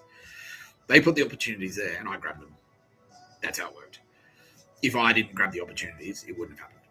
But and even then, I could have taken that money and just pissed it up the wall. I could have, like, gone overseas. I could have gone on a drug bender. I could have gone to the casino and go, put it all on black. Oh, but I didn't. I spent it on a drum kit. Yeah. So, yeah. So, playing like fucking sick. So we played this show with Die. And Die went around Australia going like, they're fucking awesome. I'm going to fucking kill you with the sixth band. And then we started getting the phone calls. But that's when Russell started getting looser and looser and looser. And egotistical. And Jamie and Russell are really starting to clash now because Jamie's getting famous. Because that was one thing, like, Die loves Jamie. But Jamie was the slackest prick in the universe, and he would barely turn up to rehearsal. He'd turn up to the show late, do his thing, and then just like, all right, see ya. And then that'd be it. And he wouldn't help like pack down or anything like that. And meanwhile, me, Furious, and Russell were like, oh god, like trying to cram all the gear into like Dave's shitty car, like fucking hell. And then Russell went like, and I'm a drummer. I gotta like load a drum kit, unload a drum kit, pack down, pack up, like all that crap. Yeah. Yeah. It's hard work. So then Russell starts doing that as well. It's like, well, if how come Jamie didn't turn up? Well, if he's not turning up, I'm not unloading. And so it's just me going, fuck no, it's just going to land on me again. Yeah. And then I got a lot of the credit for that Die Die show because I did the Grace Emily thing, and then we got booked by Die Die, and everyone went like, well, that was you. That was your fault. Yeah. So they never went like officially like that was all you, because it was like, well, we're a band, you know. If we were a shit band, that wouldn't have happened. And like you guys wrote the music, so you know, team effort. But yeah, like those little things that I did, yeah, helped. Yeah. And so yeah, so then my kind of reputation is growing a little bit as well. Yeah. In the meantime, they've got this relationship with the church. Not the church, the institution. But there are a group of guys that lived in a church, in an old church. And they turned it into a recording studio. And that's where we recorded. Yeah, and Lisa fucking hates these cunts now. Yeah, she's like, at the time, she's like, she sort of tolerated them, that she thought they were kind of wankers. But they're in the music scene. And now she fucking hates them. She's like, yeah, now, knowing now what they were getting up to, yeah, it's terrifying. Yeah, anyway. So they had this church. And they threw parties there. They threw Halloween parties and stuff. And it was prestigious. It was like, well, if you're cool, maybe you could play at a church party. Yeah, and I was like, all right, well, yeah, cool. And all the scenesters would turn up there. Yeah, and so it was like a scene-y type thing. Had this prestige attached to it. And then we played one of them, and it was like, yeah. And one of them comes there, Dylan Stone. Yeah, because So there's fucking. So I still. This is sort of at the start. This is before I was banging Effie, and because I still kind of had a girlfriend, and this is Nadia. But Nadia was the one who went, like she said, like, oh, and that's a whole other story. I won't spend too much time on this. But basically, she said, like, will you break up with me if I go overseas? And I went, yes. And she's like, okay, well, I'm going anyway. And then the day before she leaves, she's like, so you're going to break up with me when I get back? I'm like, what do you mean? I'm breaking up with you when you leave, because I said, you know, and she didn't hear me. I don't know what she heard. Yeah, I was just too straight up. She just heard something else. She's like, oh, she heard me say we're gonna do distance, and I was saying like, no, I don't do distance. I don't do distance. If you go overseas indefinitely, I will break up with you. Yeah, but she came back and she was, oh, you ruined my life, and she came back and I was trying to make it work because they're getting pressured from everyone, especially the Stasi agents. You should hook up with her. Yeah, because they wanted to neutralize me as like a swinging dick around town. Yeah.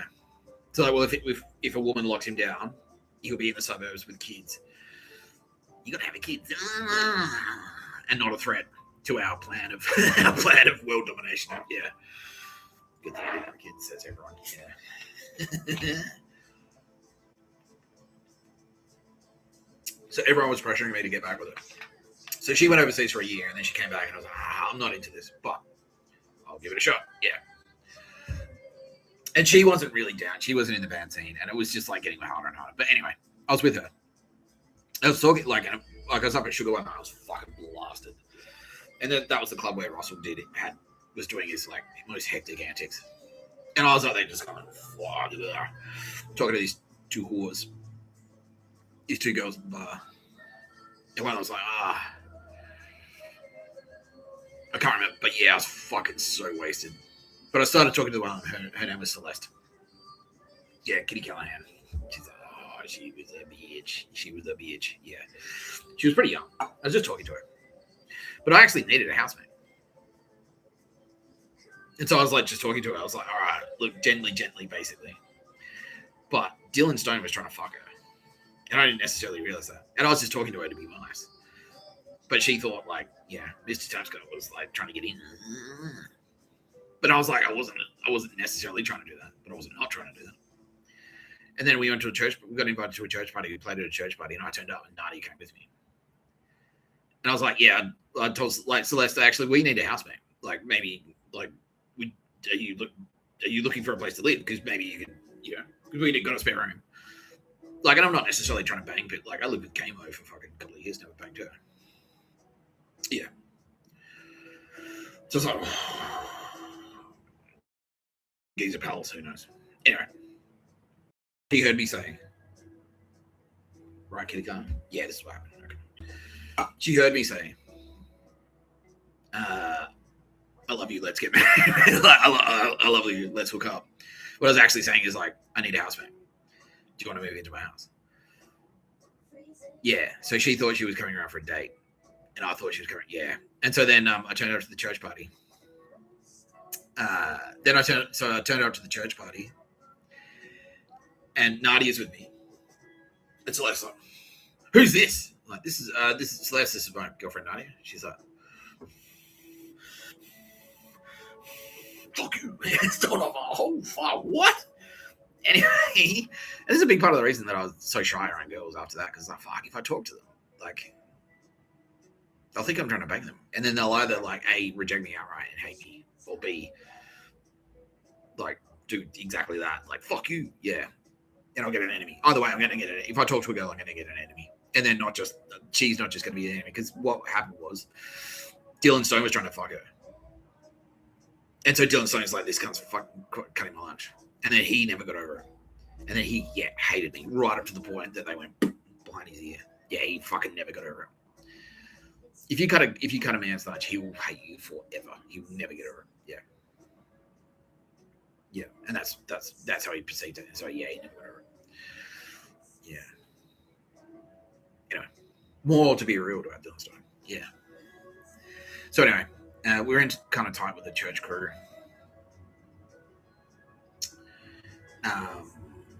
And they had their own scene and their own politics and stuff, and that was kind of like there was like a lot of internal friction. Like Jamie fucking loved the church because Jamie was a bit of a scenester. Yeah, can't remember why I started talking about that, but yeah. Anyway, so they had a bit of a rivalry with me as well. Yeah, ironically, there was a band that played there called The Rivalry, but they had a bunch of bands there. It was like a band scene hangout house, effectively. And so that sort of put me at odds. Like being the promoter guy sort of put me at odds with them. And so Russell was kind of shitty at me. Russell was shitty at Jamie for being the showboat. He's like, he's getting all the attention, but he doesn't do any of the work. Dave was getting laid a lot more. So he was kind of like loving being a rock star. And he was a little bit loose as well. I was trying to keep it together. Yeah, Jamie went like, well, you're the manager now. If you're doing shit like that, then that's you. And so I'm doing all the booking. But Russell is being Russell. And all he can think about, all he can focus on is what everyone else has that he doesn't have. So instead of focusing on like, I'm a sick songwriter, I should write more songs. He's like, how come Jamie? How come you book all the shows? Like, you can book shows. I never said I had to book all the shows. It's like, if I don't do it, no one does it, and then we don't play shows. But you want to play shows, right? So, yeah, this band is what I do. Like, oh, you don't do anything, yeah. So that's when he makes friends with Justin. Like, he gets closer and closer to Justin. Justin Hayes. Let's see if I can.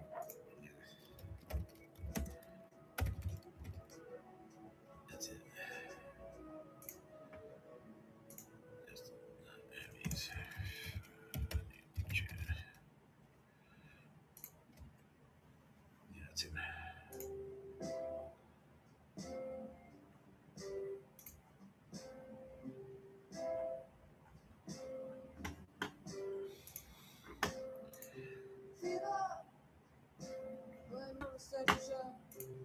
Yeah, that's him. Ethos. Oh, here we go.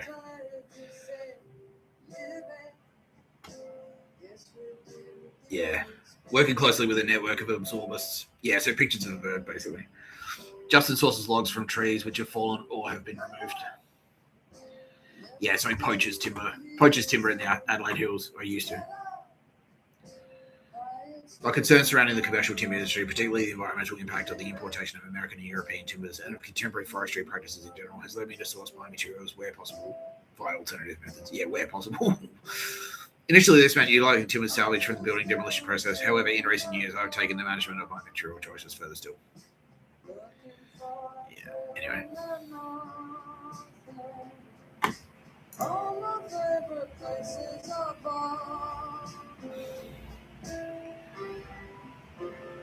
Yeah, architecture.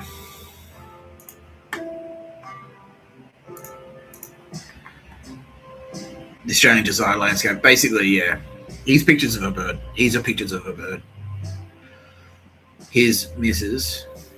Yeah, the Wong Cha, or whatever the fuck. Yeah. Later. Yeah, RMIT, Nazi.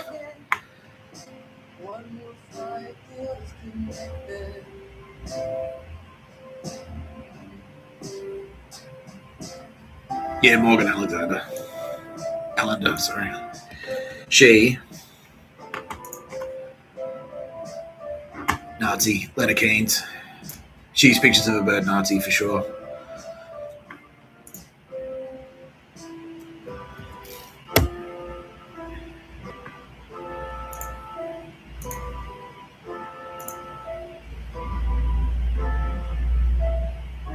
Yeah, that's her. Yeah. Pictures of a bird, Nazi. Unless that's secretly you, Hannah. No.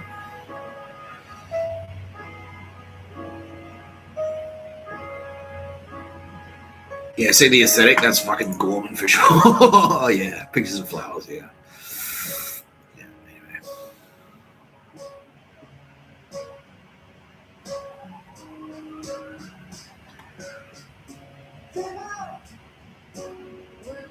Yeah, anyway.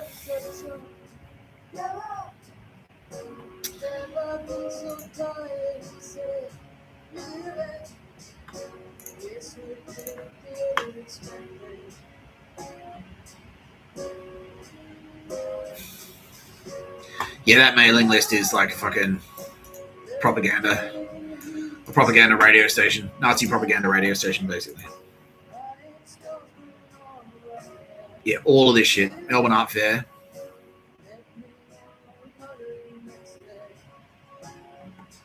Yeah, Vogue Living. That's Sylvia Jefferies, the goddess, secretly checking her out. 2013. Yeah.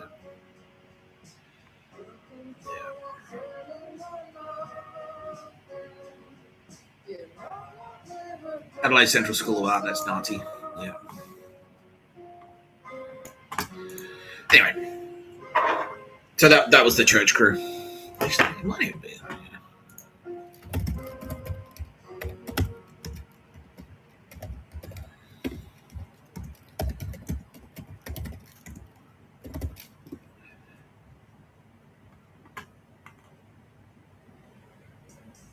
That's it.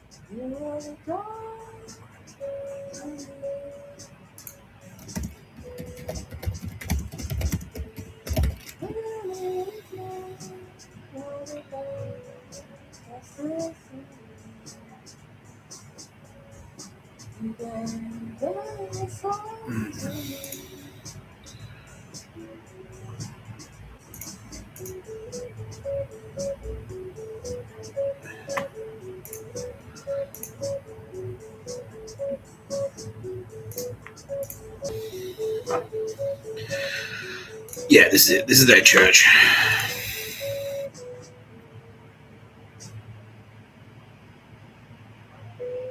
That's that. The church was the home of many Adelaide musicians and artists for over a 10-year period. The first inhabitants building bedrooms, a dark room, rehearsal room, and studio within the walls, which gave birth to a plethora of Adelaide bands.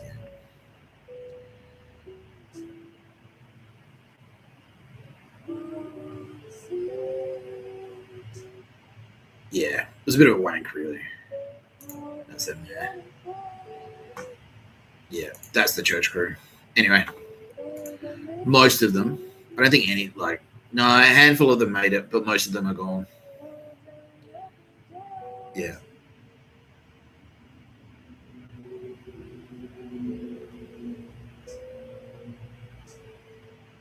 Yeah. A handful of them made it.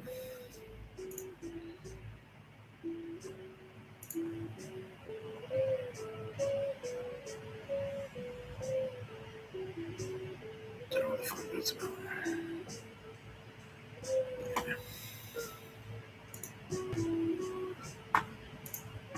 Yeah.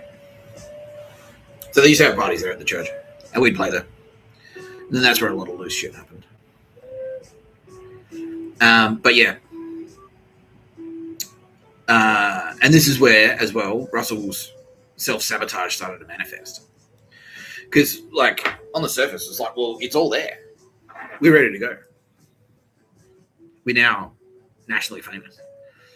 People fucking love our music. All we got to do is put it out there. Like, all we got to do is play a few shows around. Like, now that we've got to start playing in other cities. We start playing in other cities. We're on fucking that circuit. Once you're on that circuit, we're overseas. We're on the Amyl and the Sniffers trajectory. And now Lisa's like, yeah. What the fuck happened there, Lisa? Yeah, that's another story for another time. Mr Tapscott. It's a long story, but the short version is Amyl and the Sniffers were dog shit. Yeah. They were just a different faction of dog shit. It's the same as the Friendly Geordies thing. Yeah. They were just a different faction of dog shit to the Nazis, effectively. Yeah, they were old school Melbourne Undrungada. They're like, yeah, we're down for fighting Nazis, like, because you hate crime or because you want to be them. Yeah. Yeah, it turns out to be the latter. Yeah, you just want to be them. Yeah. Anyway, we'll talk about that another time. Yeah, anyway. But Amyl and the Sniffers, they just want to go bang. Yeah. They went from playing just hardcore shows in Melbourne pubs to like being on fucking Letterman and shit. Were they five families, Lisa? Yeah, okay, that was a problem. Yeah. Yeah. So I was trying to get us on that circuit. And Russell was just like, no. Yeah, and it's like, well, we should play this. We should do fuck. Dada actually messaged us. It's like, well, what are you doing this weekend? Can you make it to Melbourne? But Russell, in the meantime, has been arrested and charged for beating the shit out of his ex. And he's out on bail. And so he can't leave the state. And he's like, oh, I really want to, I would play it, but I can't leave the state. I was like, can you make a call? Can you like call your lawyer or something? Can you get like special permission or what? He's like, no, I can't. But like, he didn't want to. He was afraid. Yeah, he was afraid. Yeah, kitty cat. Yeah, basically. He was afraid of his own success. Yeah, he was holding himself back. And that's what I said to him. And like last time I spoke to him, it was straight after I got out of Wellington. He's like, you're not even that good a drummer. And I went, stop holding yourself back. Get out of your own way. He's like, fuck you. And I'm like, oh, exactly, that's what I'm talking about so far.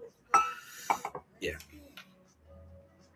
Yeah. That's when his self-sabotage started to manifest. Yeah, it was like, fuck. So we can't even play, we can't get out of the state now. So that's one option that's gone. Yeah, and he's doing the loosest shit in the universe. One time I rocked up to rehearsal and it was just like, yeah, no, we're a punk band. And so he brought all these like Crown and Naked trash losers. Yeah, these Crown and Naked trash losers around to rehearsal. We're trying to fucking, are we rehearsing or not? He's like, yeah, no, it's a punk shit. We're a punk band. Let's get wasted. Fucking get my dick out. Like people are fucking on the balcony, above, like on that street. They're brooding like on the balcony, and the street's like right there. Like it's like street pig out. People are like, what? It's like he does dicks and shit. Yeah, or girls suck dudes' dicks and stuff. Yeah. But I was like, all right. And then he's like, he's getting looser and looser. He's like, nah, because he just wants to self-destruct. He just wants to fuck it up. Yeah. Yeah, he sees me because I've started like, okay, like I'll start making plans like, and he's like, oh, yeah, how can I disrupt this? So he sees me as a sort of a form of structural order. He's like, well, I'm gonna break it. I'm gonna break it. And I'm like, yeah, like punk and stuff. I get it. Like I love it when Russell, because when it was good, he was fun to party with. Because if he pointed that anti douchebag attitude towards douchebags, it was sick. Like one time, there were these Channel 10, like they had the fucking, the 2-wheel thing, like the 2-wheel scooter. It was like a tech bro thing. And they had these Channel 10 things, and he's like, "Oh, come here, grab me by the shoulder," and we just stand there in the middle of the footpath, and they're like, "Excuse me, come here." It was like, "No." I just wouldn't let it pass. I'm like, I'm like marketing losers. Yeah, I was getting fucking blasted, by the way. Yeah, there was one night.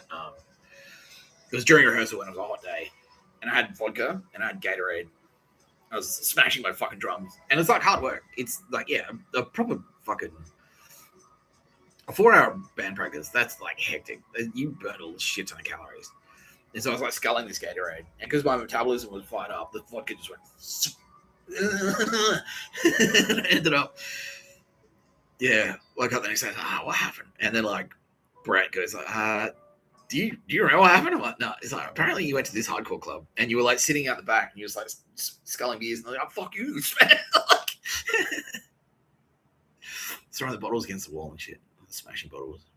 And I was saying something funny. I can't remember what I was saying, but it was like, yeah. Is this hardcore enough for you? That's right. Oh, that's right. Yeah, part of the reason the church guys didn't like me is because the first time I turned up to one of their parties, I just got really fucking wasted and went around just giving everyone just like, fuck you, fuck you, fuck you, fuck you, fuck you, fuck you. Everyone's shit. Yeah. Which mental illness is cool this week? Which mental illness do you recommend?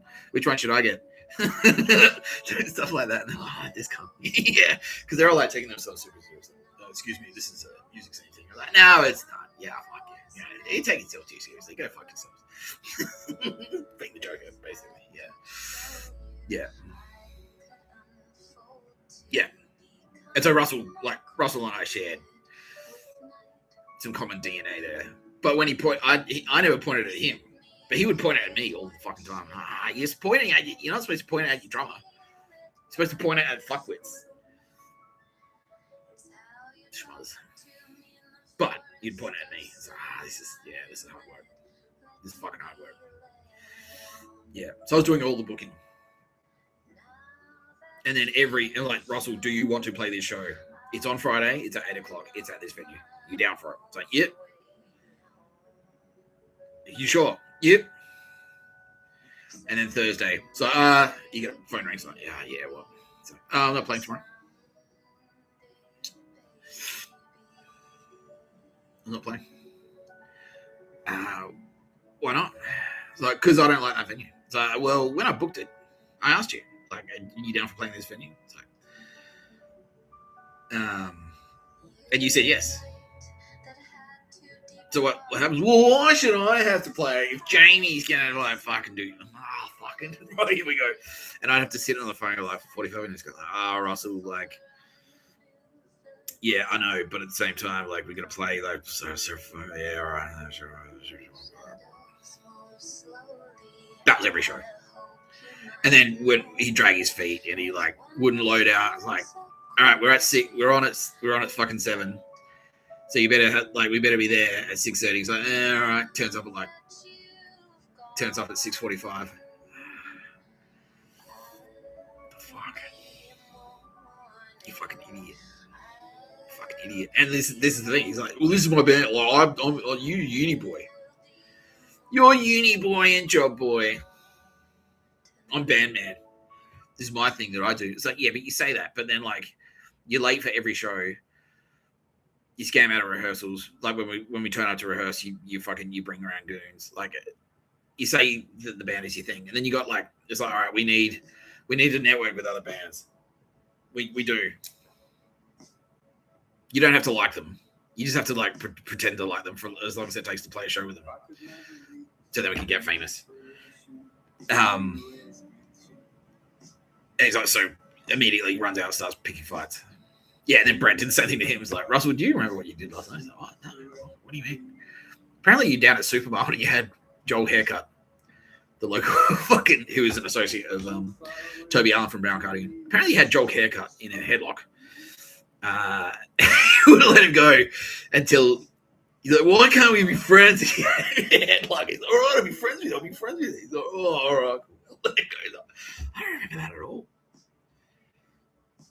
I don't remember any of that. No way I remember. I don't remember that at all.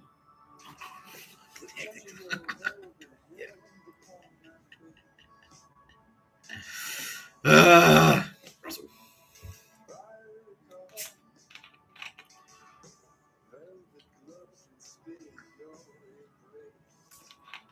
Yeah, it's my band.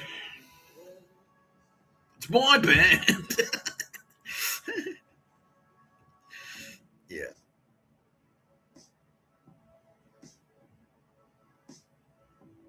Yeah. How come? And then he also was like, no, being in a band isn't about playing music. It's about hanging out outside of. It's about hanging out together. We should be like a gang. So I thought, no, like being in a band is about playing music together. He's like, nah, you have to hang out. Jamie's a fuckhead. Like, why? Because he never hangs out. It's like, yeah. Maybe he doesn't hang out because like every time he does hang out, you call him a fuckhead. Like, fuck you, you're a fuckhead. Oh, here we go. Yeah, one night we played at this place called what was it called? The Jade Monkey. What does that do with that?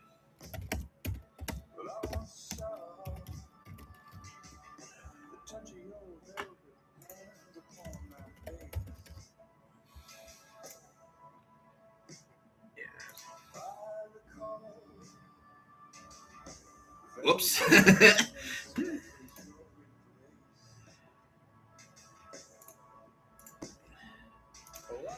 There appears to be a picture of a bird.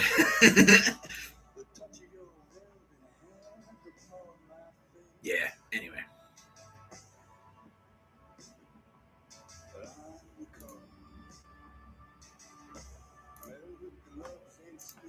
Yeah.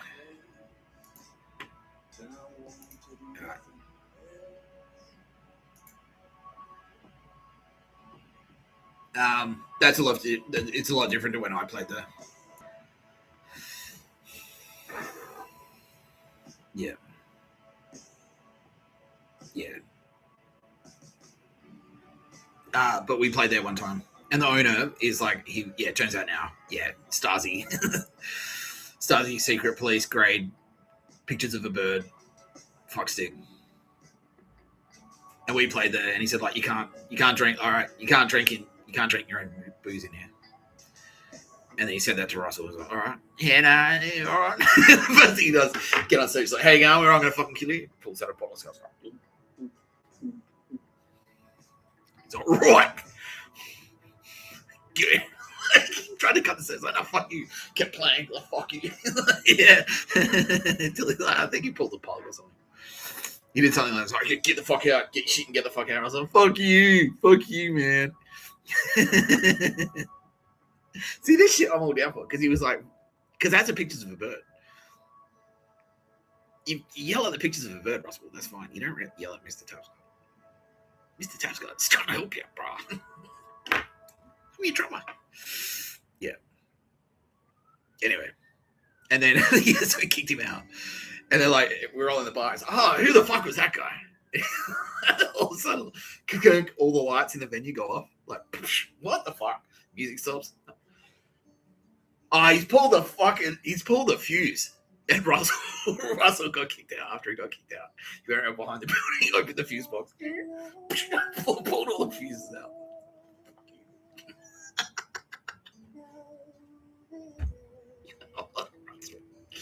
That's great.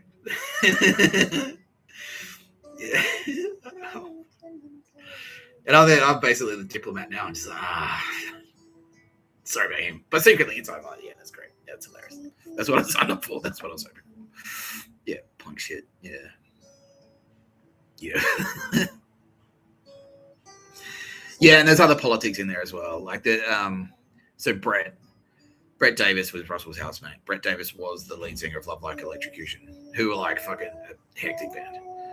They're actually a sick band. Like, yeah. Everyone, like Lisa DeTore fucking, and Aldous Harding fucking hate all of the members of Love Like Electrocution.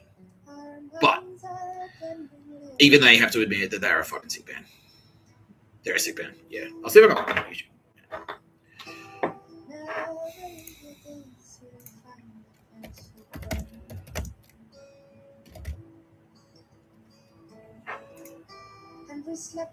yeah, that's it.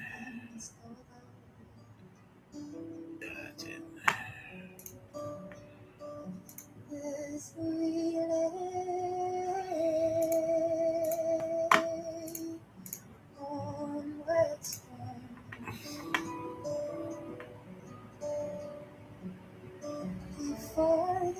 Yeah. French for Germans, yeah, that's Nazi.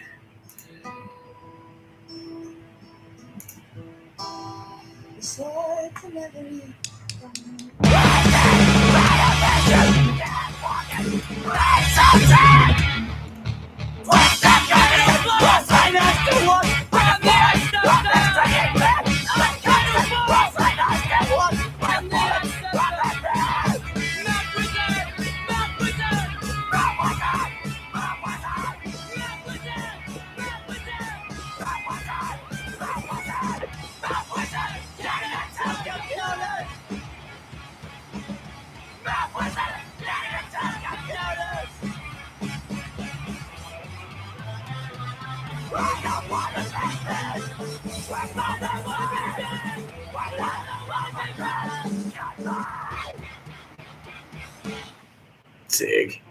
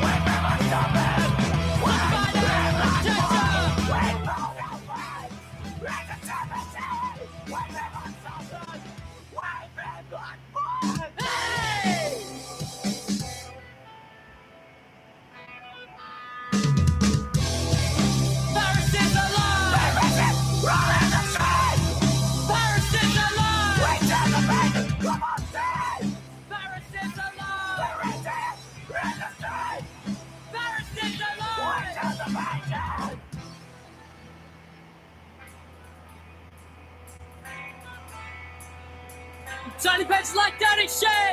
I wanna reach your customers. I wanna reach your customers.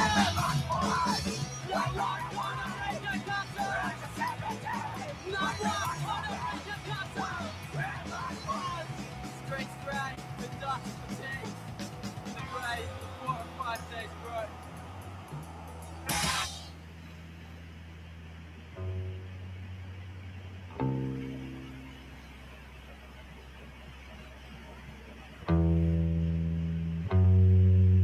And it's with a hint of irony that suggests Taking a passing interest in European cycling races is little more than a bourgeois institution.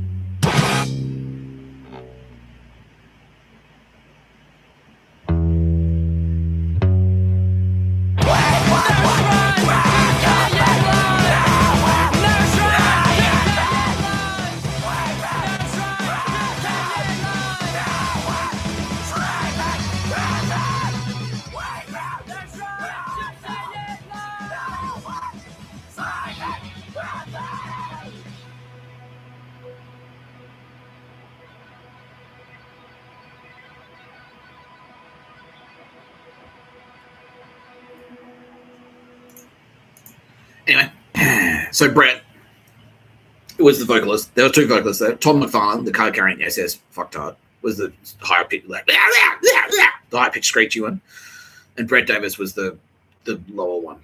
Dirty pages like dirty sheets. That one. So that was Russell's housemate, and so Love Like were defunct because they'd broken up. They'd burned super bright. They'd released like 2 fucking sick albums and then broke up. However, they were still like, so they were like the Singing Kings. And then he comes, I'm going to fucking kill you, with their brash new sound. Bit more ochre, bit more blokey, less Nazi. Yeah, bit closer to the ground. And so they kind of like, there was a rivalry there. Yeah, especially Brett. Brett would get really pissed off, especially because My Sister the Cop was like absolutely fucking spastic cunt called Jolan. That was his band. And Roland, Tej,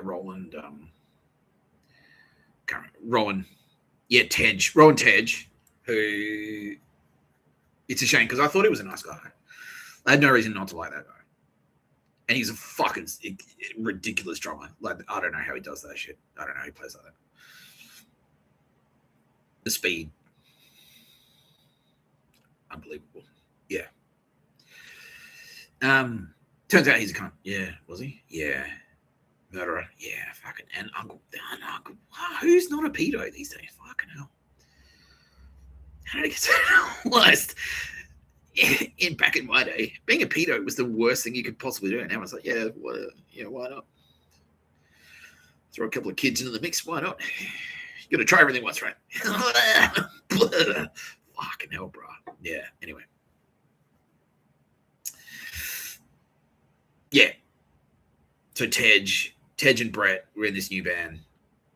It's this cunt Jolan, who is, again, yeah, he's also like card carrying Wolf and SS, basically. Yeah. Same as like Yama, same as fucking McFarlane, same as Justin Hermes, same as Morgan. Yeah, they're all SS. They're all SS Gestapo Stasi. Yeah, East German. Pictures of a bird. Cocksuckers. Yeah. And Die played with I'm Gonna Fucking Kill You. And Die were like, I'm gonna fucking kill you, a fucking sick, best band in Adelaide. And heaps of other people are now saying this. Heaps of other people in Adelaide saying, I'm gonna fucking kill you, the best band in Adelaide.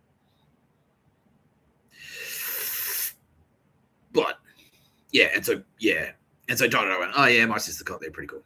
And we're like, yeah, suck shit, Brett. And he got really pissed off. Yeah. It's pretty funny. Brett was like, I actually got along with Brett quite well. I was good friends with Brett at the time. Yeah, people thought we might be gay. Turns out Brett was a little bit gay in the end. Yeah, because Brett was actually a little bit gay. Yeah, but I wasn't gay. I was just like, because I had a really bad experience with Effie. Yeah, that's right. Yeah, no, yeah, Kitty can't say like, yeah, tell these stories. Yeah, so because like I had Nat, and Nat had legitimate. I didn't know she'd plotted to murder me, but I knew she fucking hated me. I knew she fucking like hated me enough to like talk shit about me. Yeah. So that was my first girlfriend. She was plotting to murder me.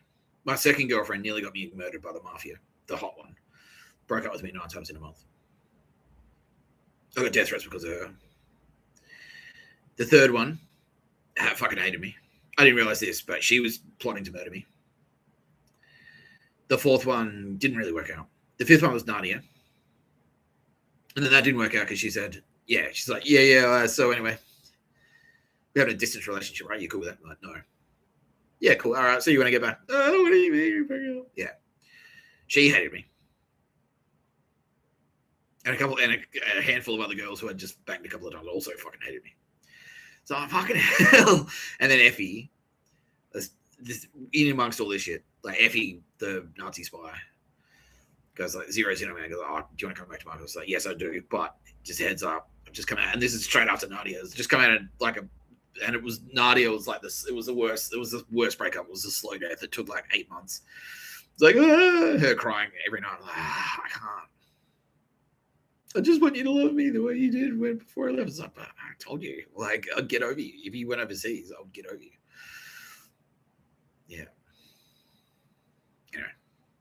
So, like, yeah, look, I've just come out of a really fucking hectic breakup. So just as long as you're prepared that I'm not looking for anything else. And she's like, yeah, right. Yeah. You know, all right. So, yeah, no matter what happens, if I break up with you, you're not allowed to go around town saying I'm a cunt. Right? So, no. No. That's not what I do. That's terrible behavior. And then what happens? Yeah, I bang her a couple of times, and then she goes, yeah, no, I was dating her. Yeah. And then she goes, oh, worried about our future. And I'm like, yeah, see the thing about that is, yeah, I'm not, yeah. So I broke up with her. And then sure enough, yeah, she went around town saying I'm a cunt. In actual fact, she was being like, yeah, she was part of the Zerzum. Yeah, her handlers, her East German secret police handlers, who she'd met through Flinders University, and Flinders University is gone. Yeah, for this reason. Yeah, we're telling her like, no. And he's like, oh, don't tell everyone he's a cunt. Yeah, Nick Tapscott. And so I was like, fucking hell. Well, women are sort of out of the picture for now. Like, yeah, while I'm studying full time and in a band. And then after that, I got into award school, which is even harder than uni. I'm not going to get involved in anymore. Yeah. And so I was hanging out with Brett, and Brett was gay. And so people were like, oh, Nick Tapscott and Brett are gay. No one cared. But I was like, yeah, that was a theory. But who cares? I don't care. I don't give a shit.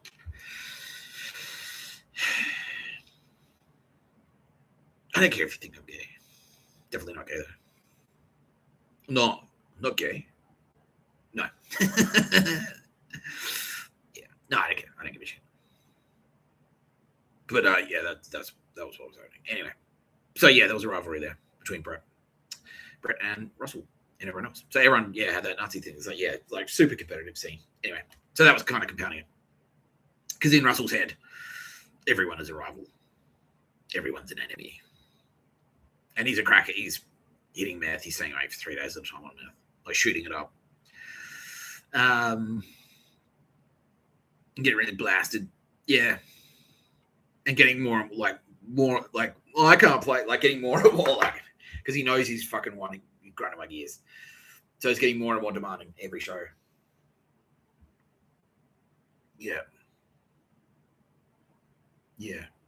And we missed all these opportunities. Oh, yeah, but we did play with Young and Restless. So Young and Restless, so that's Karina Otumo's band. And she is a fucking certifiable bitch. Yeah. Yeah, Lisa and fucking Aldous Harding hate her.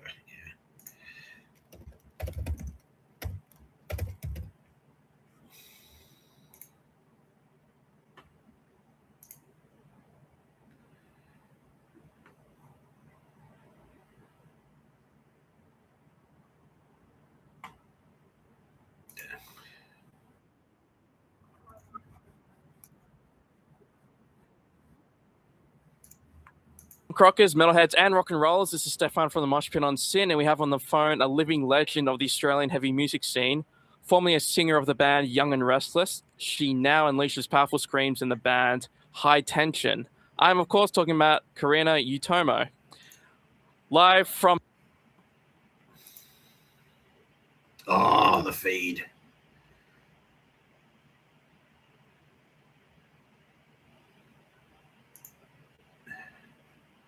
Yeah, so that's Mark Fennell was the feed. Mark Fennell was the biggest fucking concert.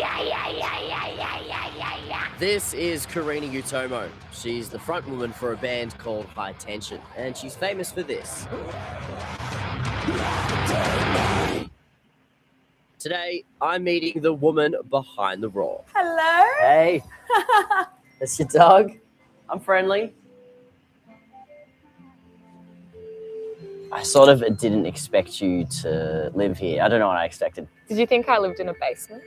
Yeah, like, yeah, some kind of dungeon. How are you making heavy metal music in this tranquil setting?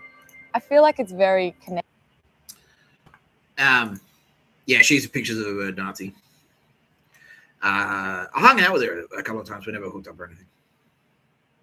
But yeah, her husband was murdered. Yeah, got cancer legitimately, and then they killed him.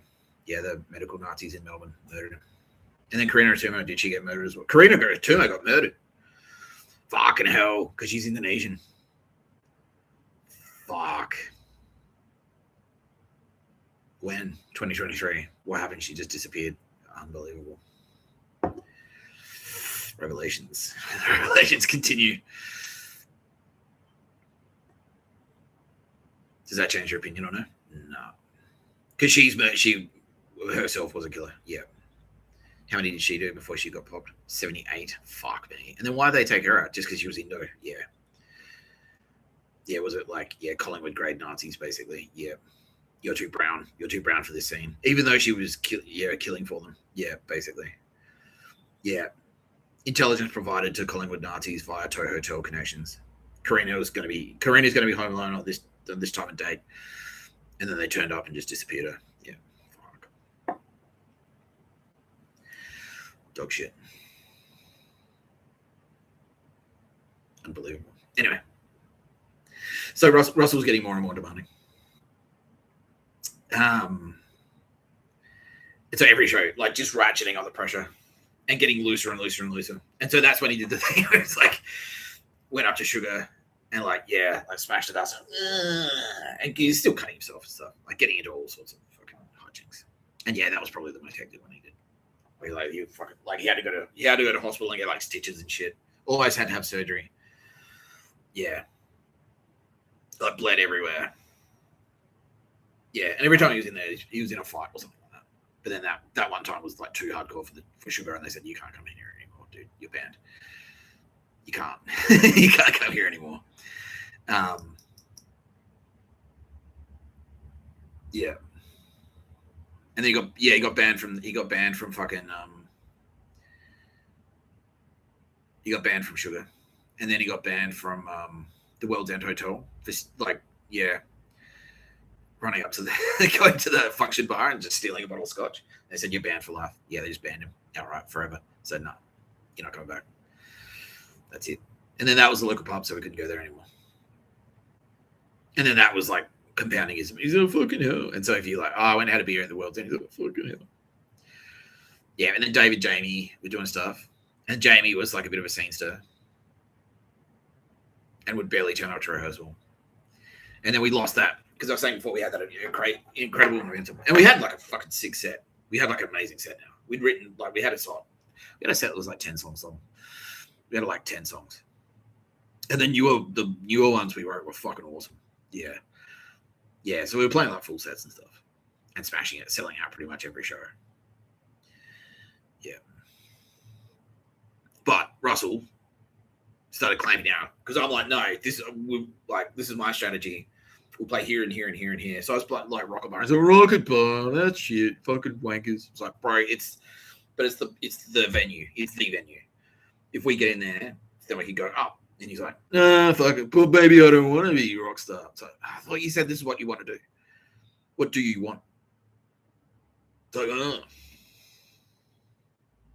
But he just wanted to like pull you down. He had the Chris Tapscott. He was the Chris Tapscott. I just want to feel like I'll crash the project just so I know I've ruined someone else's day, basically. And it's like, yeah, you know you're shooting yourself in the foot there, right? Because this is your thing. I thought you wanted this band. This is your band. Yeah. So yeah, fucking yeah. So every show is like, yeah, we're playing two shows a week. I'm not playing. Why for all these songs? Because Jamie said he had the chicken pie.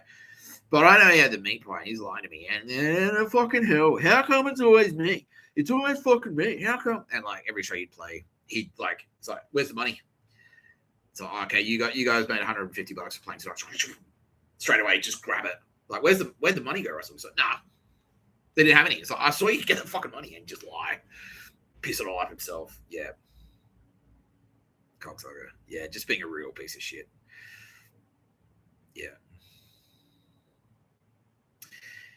Yeah, one time he turned up, he's like, yeah. Oh, yeah. And it's like every time he's coming up with more, like, yeah, because he's like, well, I'm not playing tonight. I was like, why? So, because, like, you know, fucking Dave said this and this, and then you'd fix the problem for him. And then next week he'd come up with a new excuse. He's like, well, I'm not playing. It's like, what is it this time? It's like, because Dave said my shoes suck or something. I don't know.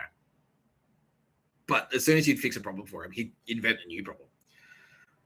Just to be a diva, basically. And then one time he turns on me and he goes, I'm not playing tonight.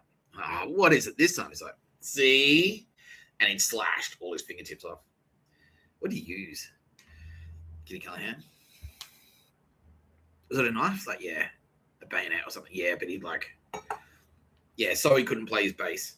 He just went like, thump, thump, and like, or maybe broke a glass. Yeah, like smashed a bottle. Yeah, because he was a cutter.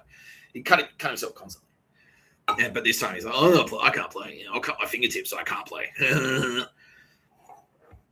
Yeah. And at this point, I'm just like, oh, fuck. Like, I'm kind of the end of the third year, or I was in award school or something. And I was just like, this is fucking getting too much. Like, yeah. And that's secretly why I was doing it. That's why I was doing it. Because he knew that outside of the band, I was trying to study. So he's trying to hold me back. He's like, if I waste enough of Nick Tapscott's time, he won't be able to study. He'll get a shit grade and he'll be stuck in this shithole with me. Yeah. Yeah. So yeah. So he turns up. He's like, I'm not playing tonight. Why? He's like, see? He's like, he slashed all his fingers. Like, for fuck's sake, Russell. Fucking hell. Like, fuck you. You fucking idiot. Yeah. And so something happened. Like, there was something that went down. Oh, that was the night I fucking hit him. Like, no, it wasn't.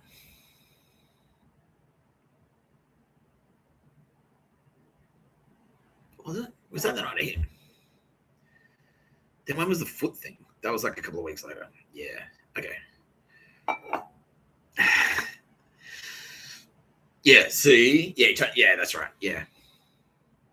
Yeah, and that was it. And that was the night I hit him. Yeah, I hit him with a rolled up Vice magazine.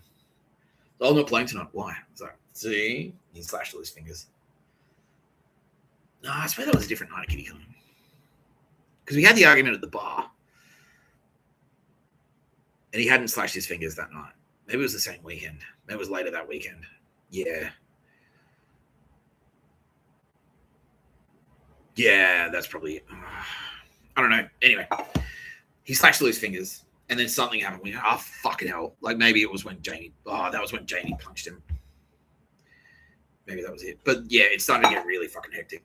And I was just like, Russell, like, fucking with everyone. Doing whatever he could to piss everyone off. Jamie's completely out of patience because Sarah's like, you're the star, Jamie. Everyone's egos are fucking exploding. Except yours, Mr. Tapscott. Oh, thank you. Thanks, Kitty. But I kind of feel like if I brag about that, then my ego's exploded. But yeah, I've got the music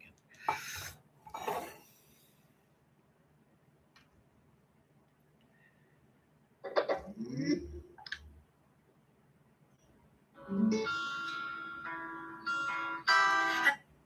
Together.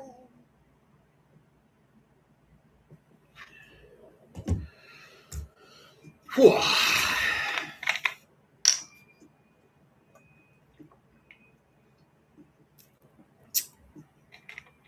Yeah, and then his girlfriend Dran was trying to mediate.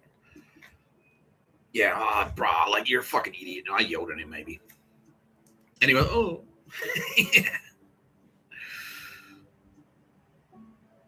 Yeah. She's like, oh, he's trying to, he's at the hospital getting his fingers stitched up so he can play. I'm like, yeah, but if he hadn't have done it in the first place, it probably would have been better, right? Like, because that's a bit dog shit. You know?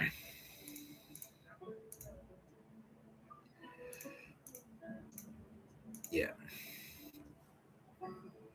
It's getting a bit of a glitch. Yeah. Yeah, but if you hadn't have done it in the first place, it would have been preferable.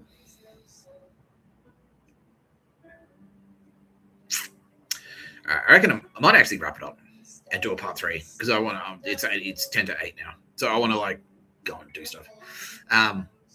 We'll come back for the thrilling conclusion. We'll do a part 3. Yeah, we will.